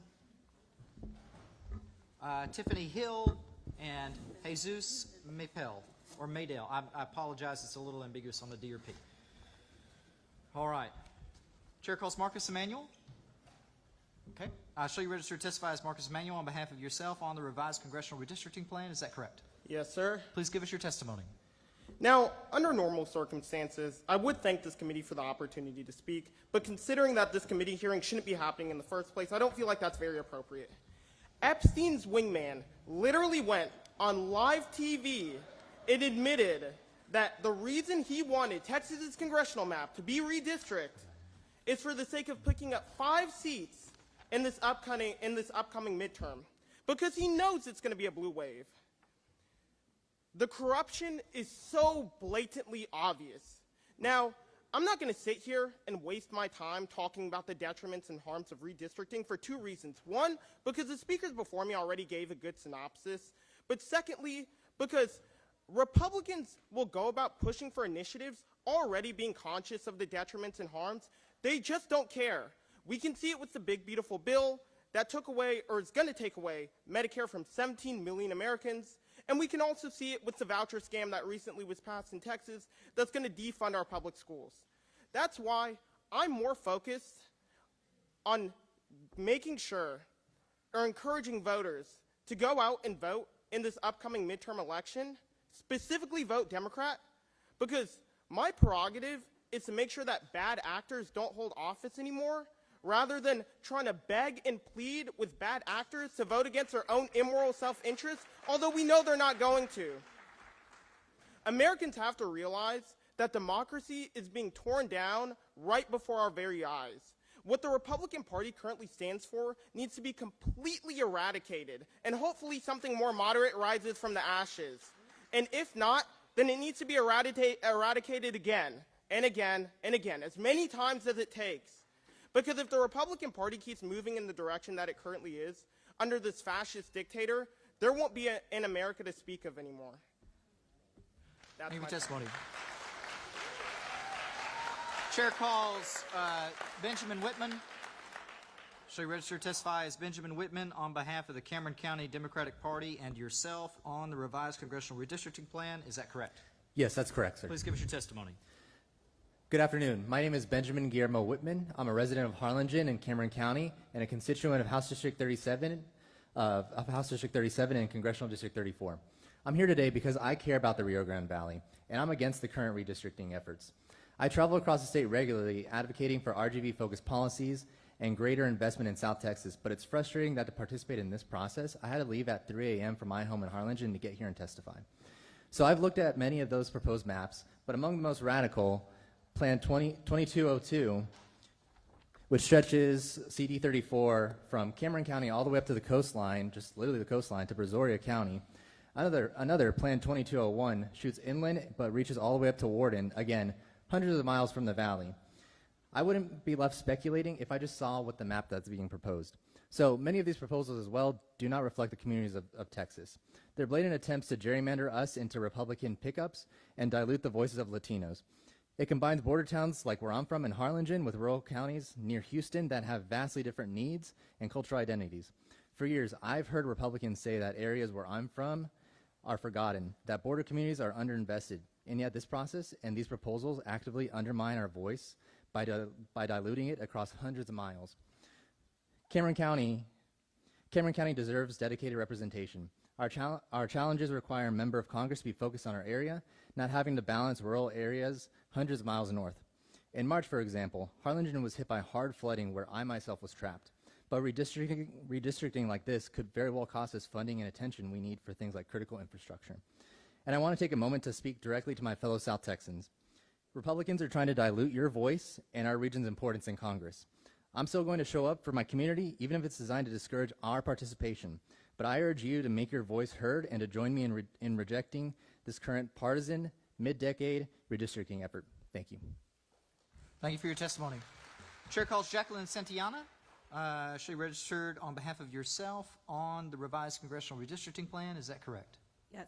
Thank you. Please give us your testimony. Good afternoon. My name is Jacqueline Santillana.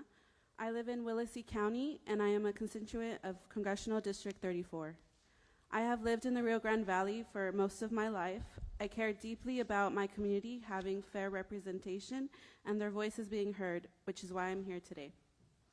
In 2021, I testified to urge that the redistricting process be conducted fairly and transparently. It is concerning that we are once again having to testify, especially when this process is happening 5 years early and while the 2021 congressional district maps remain under review in federal court. I'm also disappointed that no public hearings have been scheduled in or near the Rio Grande Valley, leaving our community with more barriers to speak here today. Our community deserves the opportunity to participate within their proximity and not be limited to 5 hours online or in person. I've also seen maps proposals that stretch as far as north as Warren County, areas with vastly different needs, cultural identities, infrastructure projects, and priorities. Redrawing these maps risks diluting the voices of communities in the Rio Grande Valley, taking away resources, and effectively stripping us of fair representation. We should be able to elect leaders who have the same lived experiences and understand our needs.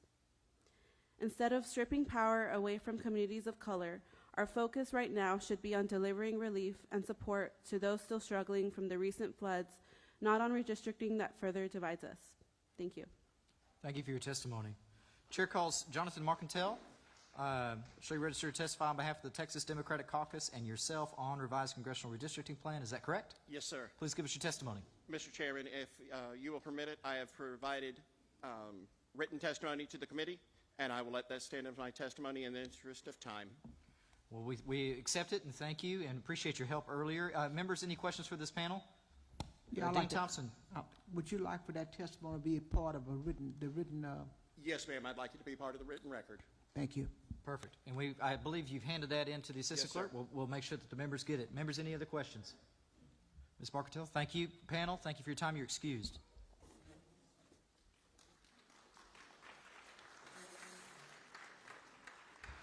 Chair calls up our next panel, Ashley Tabor, Michael Anthony Watson, Tiffany Hill, and Jesus Medel, or Maypel. I apologize, I'm not sure which one.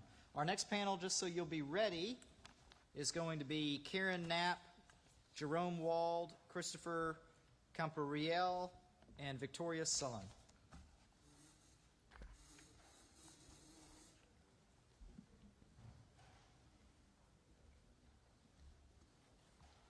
Okay.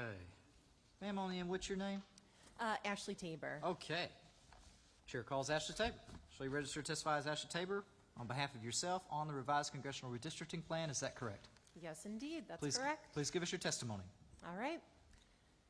So let's address the elephant in the room. The sole reason why Texas is considering redrawing its maps is at the behest of our president. It's also true that many people voted for this man because they believe him to be a good businessman. I'm not a politician, but I know a thing or two about business. I've been with the same employer for almost 11 years, and I've traveled around the globe in order to do my work. I can tell you that what's happening here and what our president and governor hope to achieve is the antithesis of good business. At its core, good business is customer-focused. When companies prioritize their internal and external stakeholders, they often do well with their KPIs, their key performance indicators, their customer satisfaction scores, and revenue. On the flip side, when your company's leaders cater to the whims and delusions of the CEO, trust in the system begins to erode, and the mission of the business can no longer be one of integrity. We live in a country that celebrates crony capitalism, but let's make one thing clear. Good businessmen and women embrace the free market. They welcome competition because they believe that their ideas have merit and are innately persuasive. As soon as they start to cheat, one has to wonder whether their mission was ever noble or in the best interest of their stakeholders. I need everyone in this room, regardless of your political affiliation, to understand that what is happening in Texas and the country at large is business that is rotten right through to its roots. Politicians who are in favor of redrawing the maps are doing bad business and would rather cover for poor leadership than be accountable to their constituents. They are content to cook the books and not win you over with good ideas, but with force and potentially intimidation tactics. They would rather rig the market and sacrifice accountability in order to appease a corrupt and irreparably immoral CEO. The message I have here is for the dais, but also for everybody in this room, especially my fellow Texans. If you believe in the business of our democratic republic, do not let the politicians forget the mistakes that they might be making by redrawing these political maps. Hold them accountable every chance you get at every turn. Thank you for your testimony. Thank you. Mr. Watson? Michael Anthony Watson. Perfect. Chair calls Michael Anthony. There are two Michael Watsons in Fort Bend. So All right. Chair calls Michael Anthony Watson, not the other, Michael Anthony Watson. That's right. Shall you register to testify on behalf of yourself on revised congressional redistricting plan? Is that correct? That's correct. Please give us your testimony. Good afternoon. My name is Michael Anthony Watson. I live at 1800 FM 1092. Mr. Watson, would you mind getting that mic just a little bit closer? Oh, sorry. No, you're fine. Because I'm normally I'll give you a little extra loud. time, too. You're fine. Okay. Here. Can you all hear me now? Yes, sir. Good. Okay. I'll go back. My name is Michael Anthony Watson. I live at 1800 FM 1092 in Missouri City, Texas. That's TX9, House District 27, and Senate District 13. We, the people, my people, black people, have been in the fabric of Texas since 1528, when Estevinco stepped foot on Galveston Island. He was an African Moor and a very skilled ship navigator, according to the Texas Historical Society. Voting is the essence of our democracy. The 15th Amendment enshrined the right to vote for African Americans at the rebirth of our nation. I grew up on the Gulf Coast in Mobile, Alabama. My grandmother's house was firebombed by the Ku Klux Klan because she had the audacity to help black World War II veterans study for literacy tests so they could attempt to register to vote. So free and fair elections are in my DNA. This Texas mid-decade redistricting is clearly racially motivated. Res ipsa loquitur. The thing speaks for itself. Anglos make up nearly 40% of Texas, but control 28 out of the 38 congressional seats. 40% of one group taking 70% of the seats is not fair. The black, brown, and Asian populations grew much faster than the Anglo population in the last decades. Please complete your testimony. However, Texas awarded 2 seats derived from the 2020 census to the white population. Clearly not fair. Just one last thing. You bet. The Roberts Supreme Court in the Millman case in Alabama just affirmed that black people may not be intentionally discriminated with when you're drawing new congressional maps. So my people are merely asking for the opportunity to be heard and to secure the blessings of liberty in this nation. Thank you, and I thank my forebearers. Thank you for your time. Absolutely. Hold for just a second, panelists. Chair calls Jesus Medel or Mapel. Is he here? Chair will show him registered to testify on behalf of LULAC, but not testifying on revised congressional redistricting plan. Chair is going to call Tiffany Hill. Tiffany Hill here. Chair will show Tiffany Hill registered to testify on behalf of herself on revised congressional redistricting plan, but not testifying. Members, any questions for the members of this panel? Ms. Jones is recognized to question the panel. I don't remember your name. What's your name again, ma'am? Ashley Tabor. So this is what I want to say to you. Yeah. Donald Trump is running this country the way he ran his bankrupt businesses into the ground. And I appreciate the clear and powerful way that you explained why this redistricting is wrong and racist in a way that people pay attention to business could understand. Thank you. With all due respect, I have been living in Texas for 5 years. I'm originally from New Jersey, and I know all too well that he is not the good businessman that people think he is. So you can put that on the record. 2 casinos gone bankrupt. Yeah. Atlantic City speaks for itself. Right. Members, any other questions for the members of this panel? Chair hears none. Thank you for your testimony. Panel's excused. Chair calls Christopher Campo-Real, Jerome Wald, Karen Knapp, and Victoria Solon. Christopher, we're going to need you to sign your witness affirmation form. We're going to bring that to you. Our next panel is going to be Karen Washington, Cynthia Drabeck, Dawn Marshall, and Thurman Barty. Please be ready. All right. And ma'am, what's your name on the far end? Yes. Karen Knapp. All right. Chair calls Karen Knapp. Thank- Shall you register to testify as Karen Knapp on behalf of yourself on the revised congressional redistricting plan? Is that correct? That is correct. Thank you very much. And Ms. Knapp, I showed you, you had signed the very bottom where I'm supposed to sign. Can I put a little arrow that you signed the other Yes, line? I'm gonna please sign. Okay. do. No Please worries. We're do. just getting this right. Please give us your testimony. Okay, thank you. As a resident of Congressional District 18, I have a message for Donald Trump and Greg Abbott. If you want to flip this district, earn our votes. Don't steal them.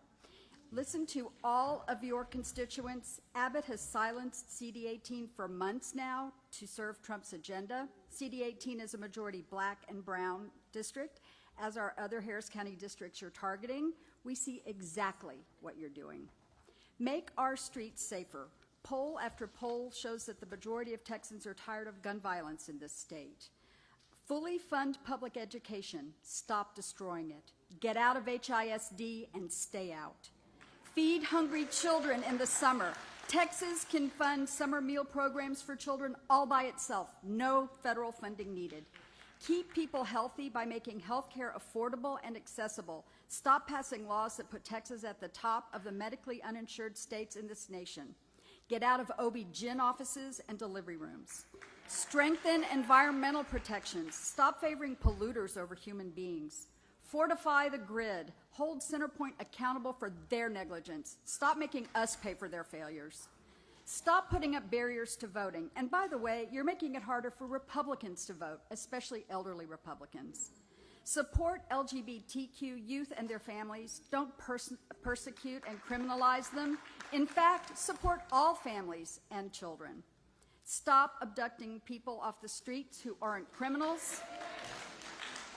And finally, stop teaching Texas children that the only way to get what you want is to cheat. Thank you for your testimony. Chair calls Victoria Saline. Thank you, Chair. Victoria Salin. Salin, and I shall you register to testify on behalf of yourself on revised congressional redistricting plan. Is that correct? Yes, sir. Please give us your testimony. Greetings to the committee. My name is Victoria Salin. I come from College Station.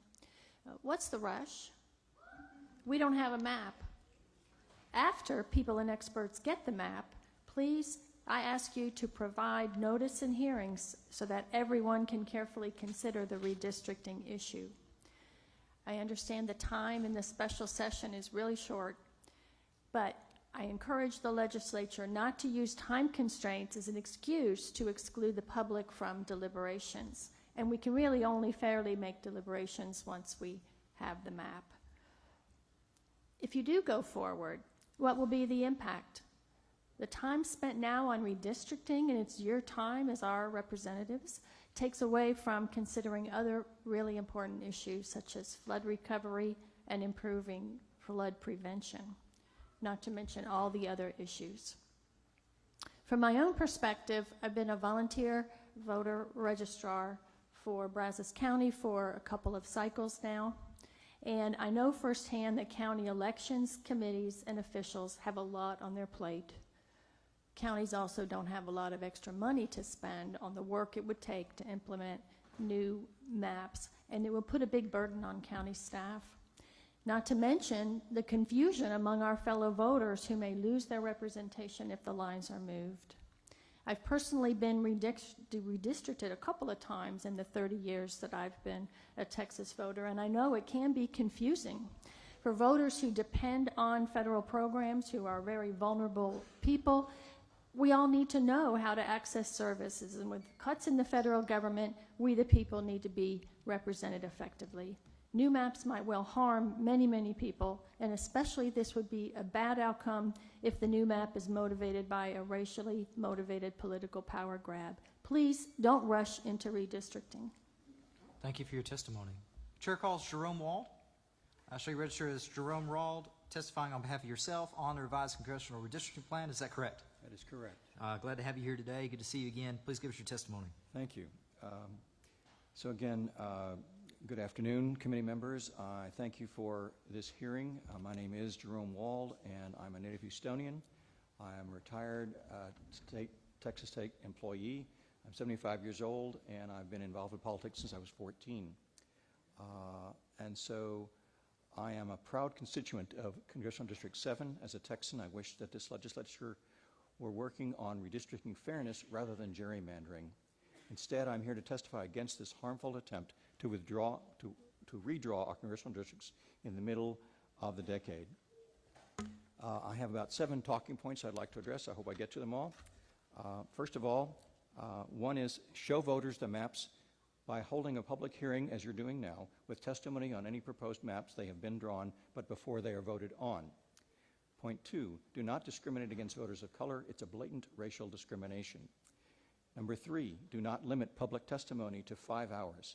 Our voices deserve to be heard. People have taken time away from their work and their families so they can address their representatives.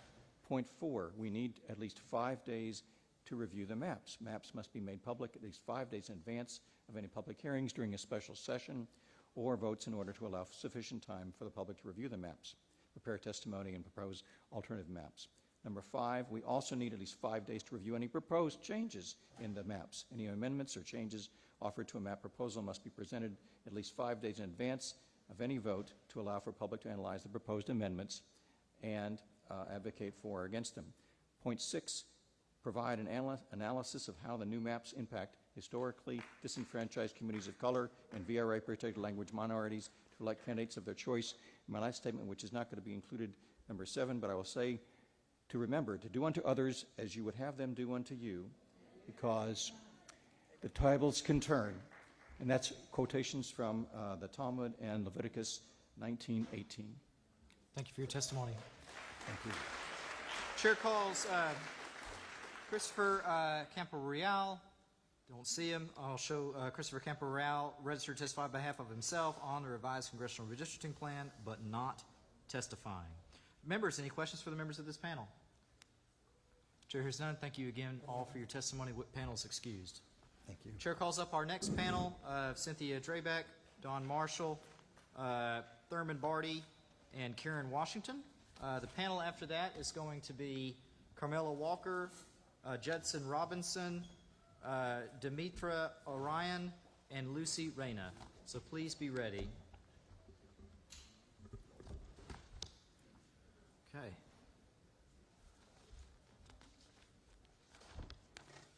Chair calls Thurman Barty. Yes, sir. Good to see you again. Okay. First, I'd like to say good afternoon to this august body and this great panel. Let me make sure I get your registration right. So you registered to testify as Thurman Barty you have Citizens of Port Arthur. I know you were former mayor there, Yes. but I think since that's not an organization, theoretically or technically, we have to say on behalf of yourself on revised Okay, well, I congressional would say I redistricting represent plan. myself and a Sure. great number of individuals who may not want to be recognized at this point. Sure. So is it okay if I have your registration show that you were testifying on behalf of yourself on the revised congressional redistricting plan? Yes, sir. All right. Please give us your testimony. Okay, and again, as he stated, I am Thurman Bill Barty, former mayor, past mayor of the great city of Port Arthur, Texas. They just stepped down, termed out a few weeks ago. And I'm speaking, however, as a resident of Congressional District 14, which is situated in a very large portion of Jefferson County, Texas, and Port Arthur, Texas happens to be a part of Jefferson County, the second largest city there. And again, I represent unofficially a very significant population situated in Congressional District 14. And with that in mind, I pray upon each of you for consideration to not, please do not, gerrymander the district any more than it already is.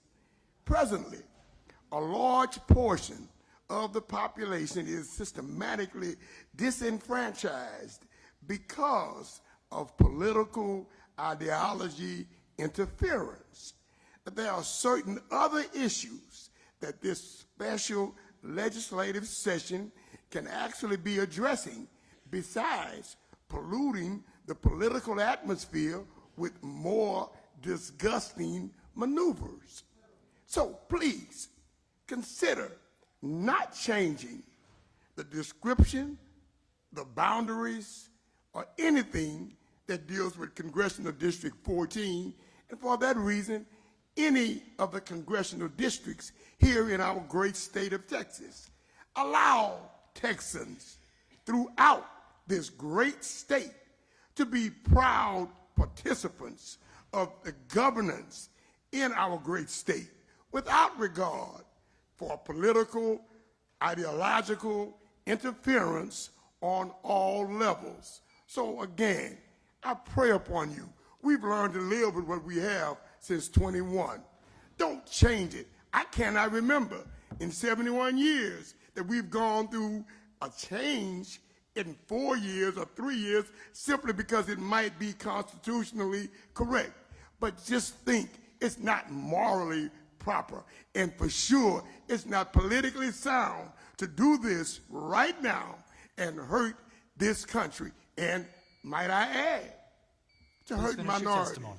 to hurt blacks and browns, just because you have a leader or we have a leader who doesn't care about anybody but himself. Because if you think he cares about you, get in the tight. God bless you. Thank you for your testimony. Chair calls Cynthia Drabeck. Okay. I show you registered to testify as Cynthia Drabeck on behalf of yourself on the revised Congressional Redistricting Plan. Is that correct? That is correct. Please give us your testimony. Absolutely, and thank you for your time today. American attempts to tailor district lines for political gain stretch way back to the country's very origin.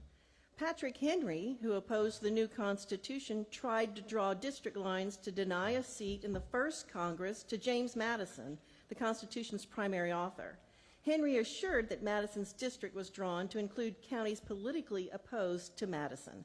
The attempt failed, and Madison was elected, but American gerrymander had begun. Here are my districts. I'm in a United States Rep District 2, and then here are my other two gerrymandered districts, as you can see. They look like pieces of a puzzle. These maps should reflect communities, not be driven by racial quotas or political manipulations. Based on the population growth and the problems currently presented in the currently drawn districts, redistricting into neighboring districts should be considered. These hearings should continue.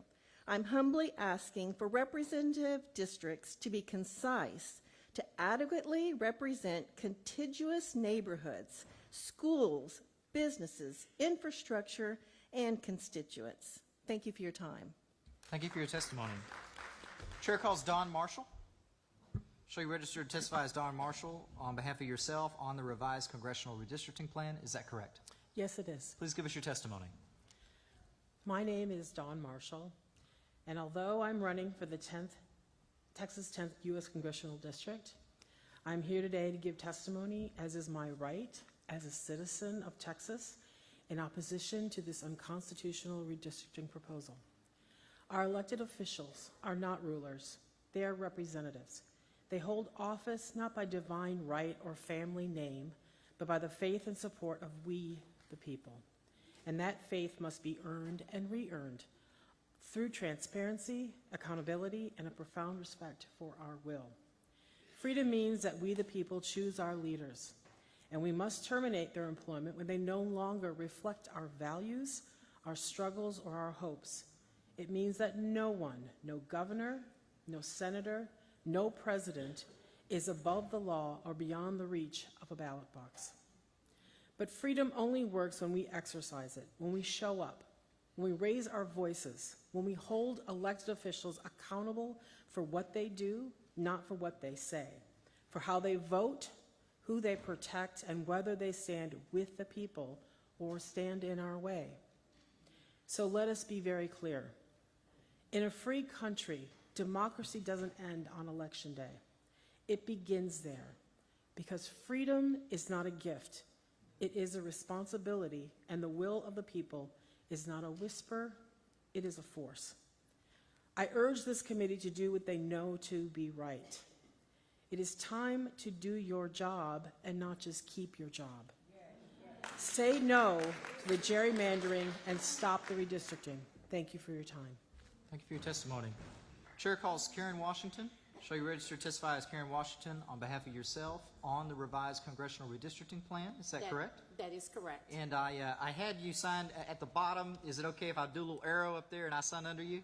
That is fine. All and right. if you'll also notice on that application, I did not agree with neutral. Understood. So I checked that I am against redistricting. Understood. I want that to be noted. And absolutely, as part of your testimony, it will. Technically, for the minutes, it'll have to just say neutral, but again, that's just because the rules require it, and I understand completely. Please give us your testimony. So this morning at 7 o'clock a.m., I am a part of an organization that gathered to collect items to send to Kerr County. I was not available to participate in that because I had to be here, because I vehemently do not agree with what's happening here today. I wanted to work with my grandchildren because I'm teaching them to learn to be a volunteer regardless of, and helping others in our community regardless of race, color, or creed. It is important to me that we help one another. That is what I teach my children. I teach them integrity, and I teach them to have morals. So with that being said, I'm wondering why we're here today, because it appears to me that someone did not have the intestinal fortitude to say no. There are no maps. What are we looking at, and what are we discussing? So when that event occurs that we do get redistricting maps, I certainly want to be here to talk about it again. All my life, I've had to fight. I'm not stopping now. Normally, I roll up my sleeves, but this time I'm taking the jacket off. I'll be considering calling all of my friends in all of the districts where you guys sit and say, listen, we've got to get people who are going to speak for us. That is very critical to the survival of democracy. You guys were voted into position to speak for us. We shouldn't have to sit at this table and beg you to speak on our behalf.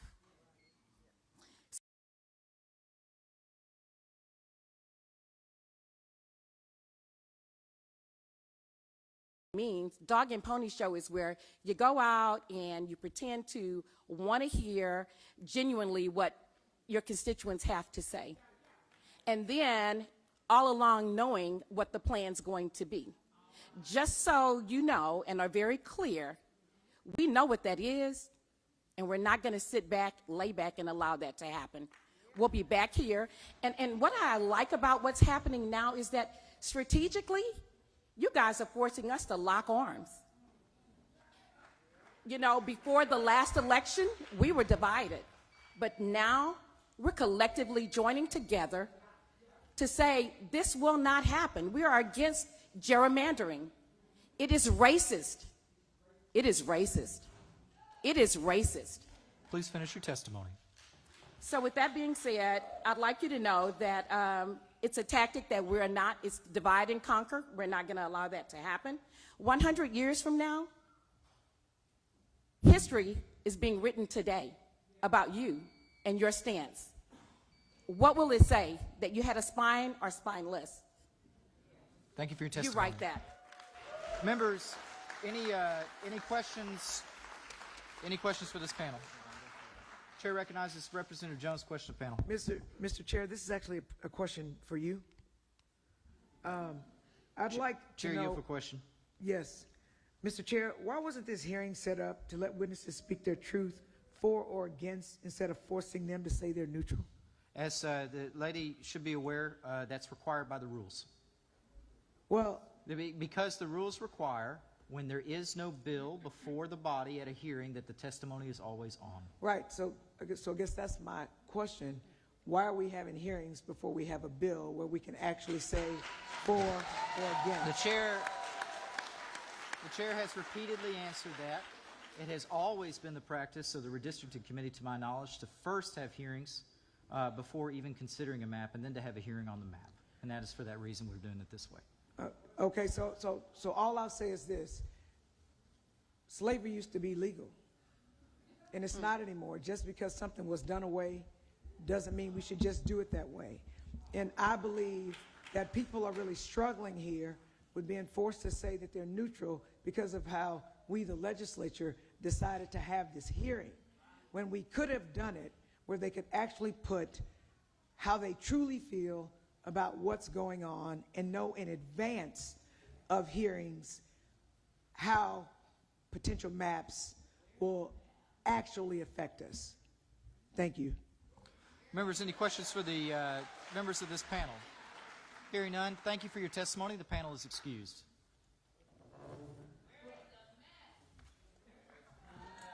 Gallery, stay in order. Chair calls Carmela Walker, Judson Robinson, Demetra Orion, and Lucy Reyna.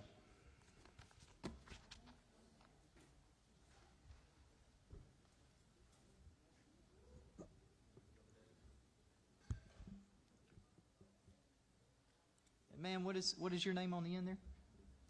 Carmela Walker. Okay. Chair calls Carmela Walker. Shall you register to testify as Carmela Walker on behalf of yourself on the revised Congressional Redistricting Plan? Is that correct? Yes, it is. Please give us your testimony. Thank you to the chair, vice chair, and members. Really appreciate this opportunity today. I worked in the 83rd legislative session with Honorable Sylvester Turner through the legislative internship program under Senator Ellis when he was senator. Now he's commissioner.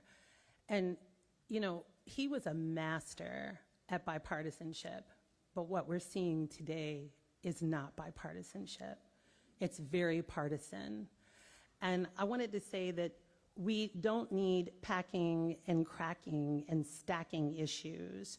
What we need, or jacking our constituents and our community, you know, and robbing them of inalienable rights and due process.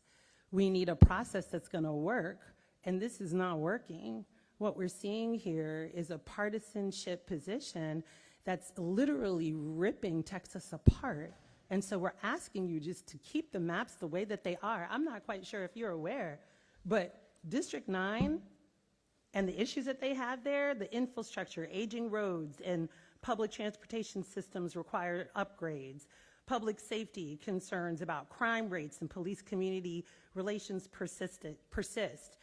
District 18, the economic disparities, prevalent poverty rates affecting access and services, housing, affordable housing, and improvements in existing structures need help.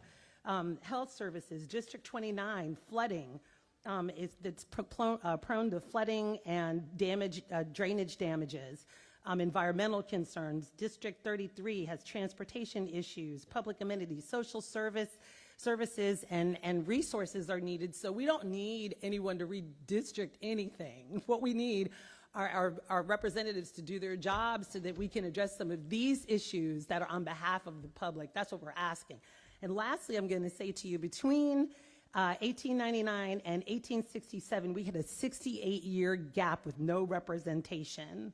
And that was before, actually after Representative Robert L. Smith of Colorado County. And then after that, we had Senator Barbara Jordan of Harris County. We had Representative Curtis Graves and Representative Joe Lockridge of Dallas. And they were sworn in 1967. So what I'm saying to you is that we need representatives right now who can represent Texas in a way that's equitable.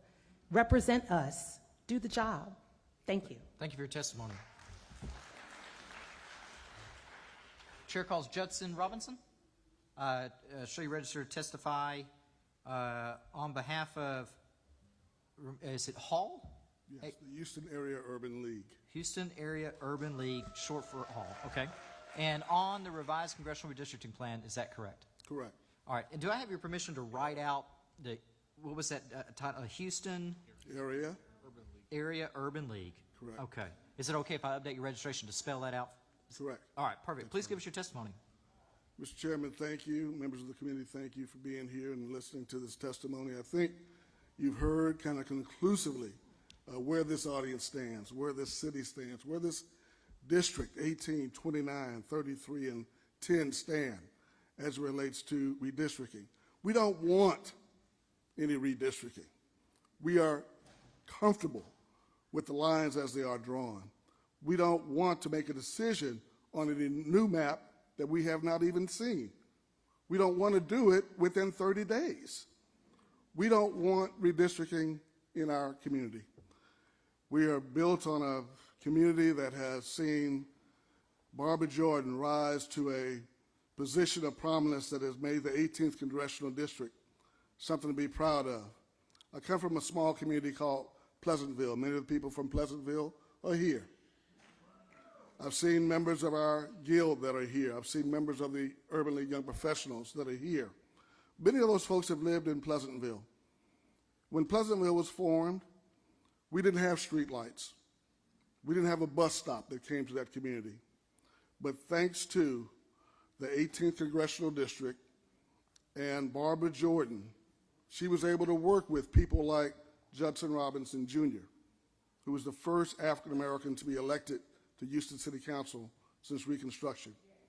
But it took people working together, people who had common likeness, common causes, common experiences, that could understand why it was important to have streetlights in a community like Pleasantville when our current council member didn't think that was important. When our current council member didn't think it was important that we have a bus line so that people could get to work.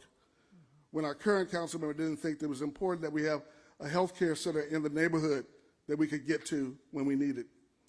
You see, it takes experiencing and walking in the shoes of others that you have common ground with to appreciate where they come from, to see things through their lens. I hope that you as our leaders will put yourselves in the shoes of others. Put yourselves into the shoes of the people that are here. Walk in our shoes. See things through our lens. It's fair. It's important. And that's what we elected you to do.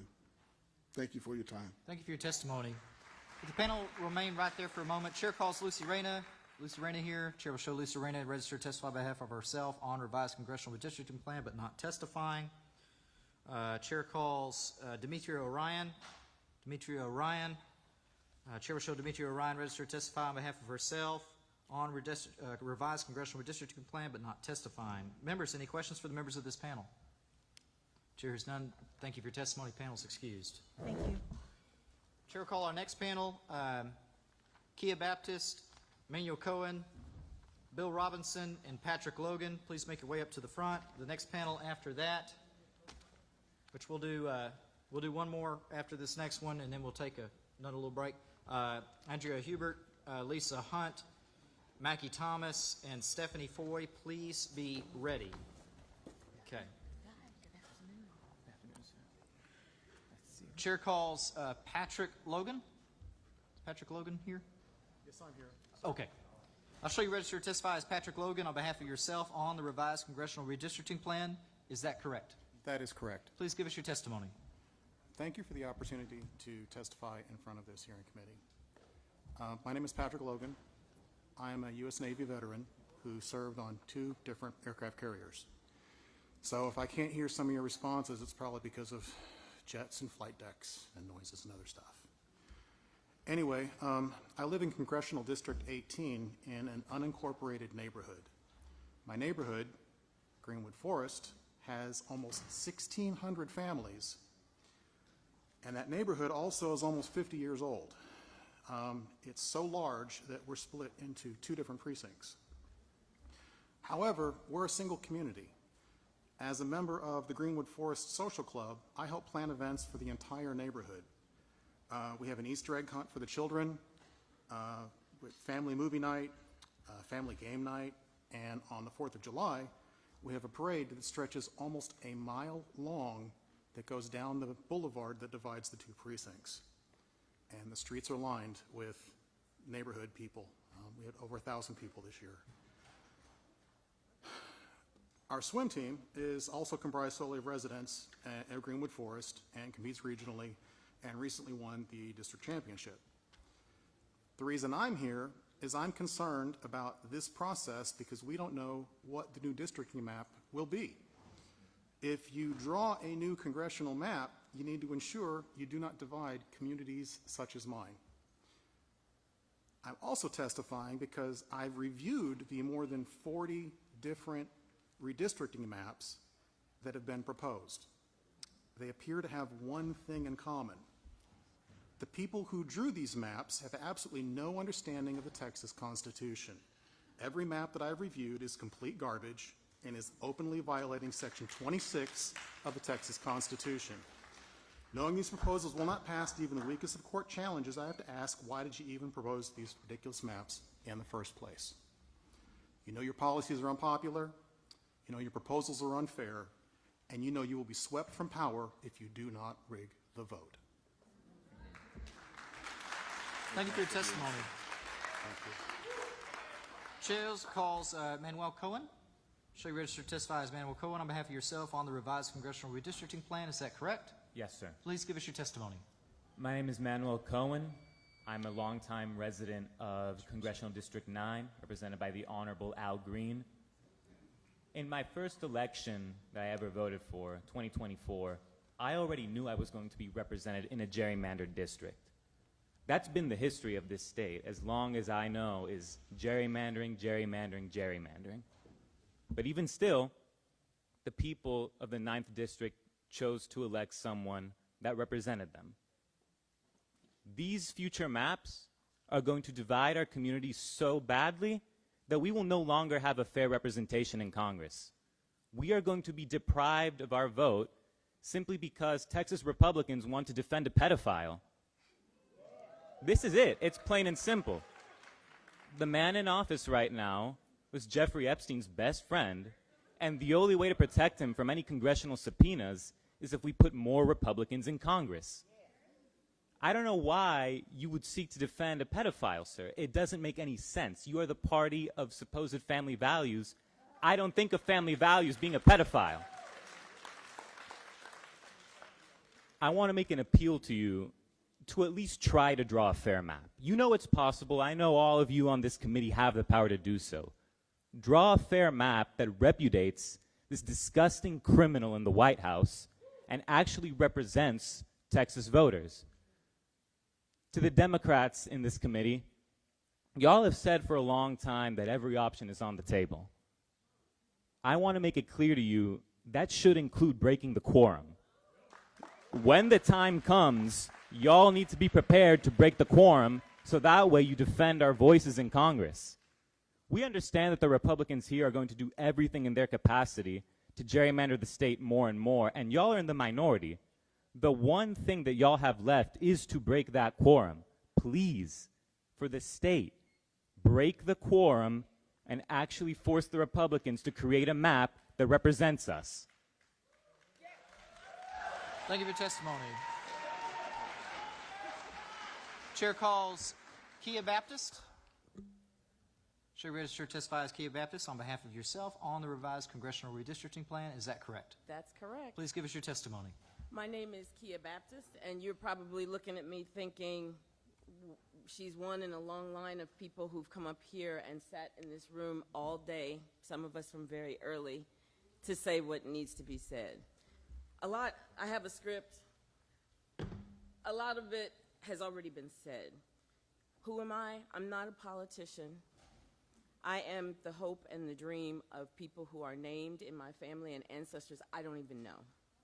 I think it is very important for you to understand, because I suspect a whole lot of y'all are sitting at your house frustrated at the news every day the same way that I am, the same way that a lot of us are, and wondering when on earth is somebody going to not be afraid of speaking truth to power and speaking truth to anarchy and oligarchy. And this is not an autocracy. We are a democratic republic. That means no oligarchy, no kings, no people who just said, I want 5 more seats and I want Texas to go get them. Now, I have lived in Texas for 20 plus years, and not one of those years has any Texan decided that they were going to go along to get along if they didn't agree with what was going on. Why are we doing it now? Why now? It used to be that bipartisanship was something that was lauded. People were elected because they were able to work across the aisles and work together to see that the right things were done. Where did that go? We are relying on you all to make sure that that happens. Don't give in to fear. They are trying to, we know why we're here. I know you said, we've asked the question, we know why we're here. Because the person in the White House has said this is what he wants, and he's going to figure out how to get it from our governor. And if the governor is not going to stand up for us, Darn it, I expect for you to. Thank you. Thank you for your testimony. Chair calls Bill Robinson. Bill Robinson here. Chair will show Bill Robinson registered to testify on behalf of himself on revised congressional redistricting plan, but not testifying. Members, questions to the panel. Chair recognizes Vice Chair Rosenthal to question the panel. Thank you, Mr. Chairman. Ms. Kia, thank you for being here today. Sometimes you just walk out of a neighborhood and into a room like this with 1,000 of your dear friends and make a difference, and my dear, you have made a difference there. Nope. A lot of people have said a lot of powerful things in this room. Nobody said it as clearly and concisely as you did right now, so thank you for bringing that. Members, any other questions for the members of this panel? Chair has none. Thank you for your testimony. The panel is excused. Chair will call up our next panel, Stephanie Foy, Mackie Thomas, Lisa Hunt, and Andrea Hubert. When we're done with this panel, of course, we'll take a brief break. And just a reminder, Crystal Jordan, we're still looking for you. Got your credit card up here. Promise not to do anything with it, but if you wouldn't mind coming to get it, if not, it's going to go to the police. I think that's right. Yes. All right. Ma'am, what's your name on the end? On the first? I'm the Reverend Lisa Hunt. Lisa Hunt. Chair calls Lisa Hunt. So you register to testify as Lisa Hunt on behalf of yourself on the revised congressional redistricting plan. Is that correct? Yes, that's Please correct. give us your testimony. Thank you. Hello, members of the committee and Mr. Chair. Thank you for coming to Houston in person to hear our remarks. My name is Lisa Hunt. I'm a resident of House District 29, an Episcopal priest, and a target of this rushed gerrymandering effort. In the biblical book of Proverbs, we find where there is no vision, the people perish, but those that keep the law are happy. The effort to disappear thousands of Texas voters of color by redrawing congressional districts is a cynical attempt to undermine any possibility of a vision for the common good of our state and our nation. Income inequality, lack of access to health care, hunger, cancer clusters, housing shortages, fear of immigration raids, and food deserts rack my community. My neighbors and I do not have $1 million to contribute to your election campaigns, but we do have a vote if you will let us exercise it. Texas has one of the lowest rates of voting in the nation. Voter apathy and disengagement is one result of the current and historic gerrymandering and stems from the experience that our votes don't make a difference. The perception is that you, our elected leaders, only represent the rich and powerful business interests of this state and country. Now, I want to believe that you are capable of casting a vision of a more just Texas, where all voters have access to the polls, where minorities are represented in elected office, and where the needs of our citizens take precedence over the lust for ever greater power. We have major issues to address, and we need leaders like you who reflect the experience of all of us. I urge you to reject this immoral effort this immoral effort to further marginalize my community and others like it. Don't even consider this redistricting effort. Thank you. Thank you for your testimony. Ma'am, what's your name? What's your name? Makia Thomas. Okay. Makia, we're going to need you to fill out, to sign your witness affirmation form. She's going to bring that to you real quick. While she's doing that, I'm going to go ahead and call the other two who, unless they're Casper the Friendly Ghost, are not here. Stephanie Foy. Stephanie Foy. Chair will show Stephanie Foy registered to testify on behalf of herself on the revised congressional redistricting plan, but not testifying. Chair will call Andrea Hubert. Andrea Hubert. Chair will show Andrea Hubert registered to testify on behalf of herself on the revised congressional redistricting plan, but not testifying. Okay.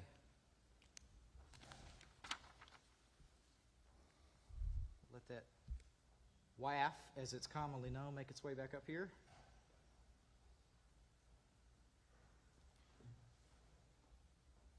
Show you registered to testify as Mackie Thomas on behalf of yourself on the revised congressional district plan. Is that correct? Yes, it's Makia Thomas. Makia. I see it's an A. Okay, I thought it was an E. My apologies. Makia, please give us your testimony. All right, thank you. Good afternoon, chairs and committee members. My name is Makia Thomas, and I'm a proud resident of Congressional District 9. I'm here to speak about a critical issue impacting the democratic integrity of our state. The stark disparity between Texas's diverse population and composition of its congressional delegation. This isn't a partisan debate. It's a fundamental fight for political power and ensuring who gets to wield it.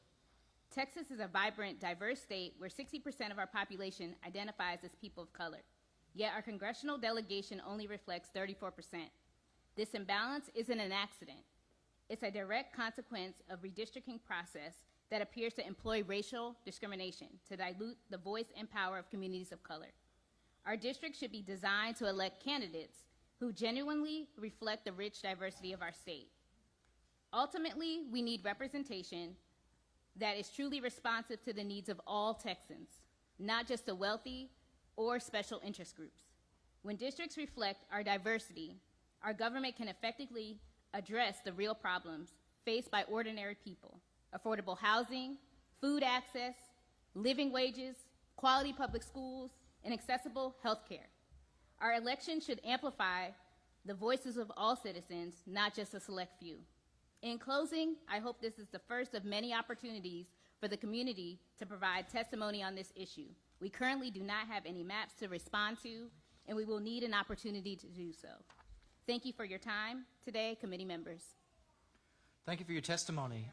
Members, any questions for the members of this panel? Chair hears none. Thank you for your testimony. The panel is excused. At this time, we're going to take a brief break for our wonderful court reporter and for the members of the public in this room. The House Chair recognizes Mr. Rosenthal for what purpose? Mr. Vasu, quick question for the chair. State your question.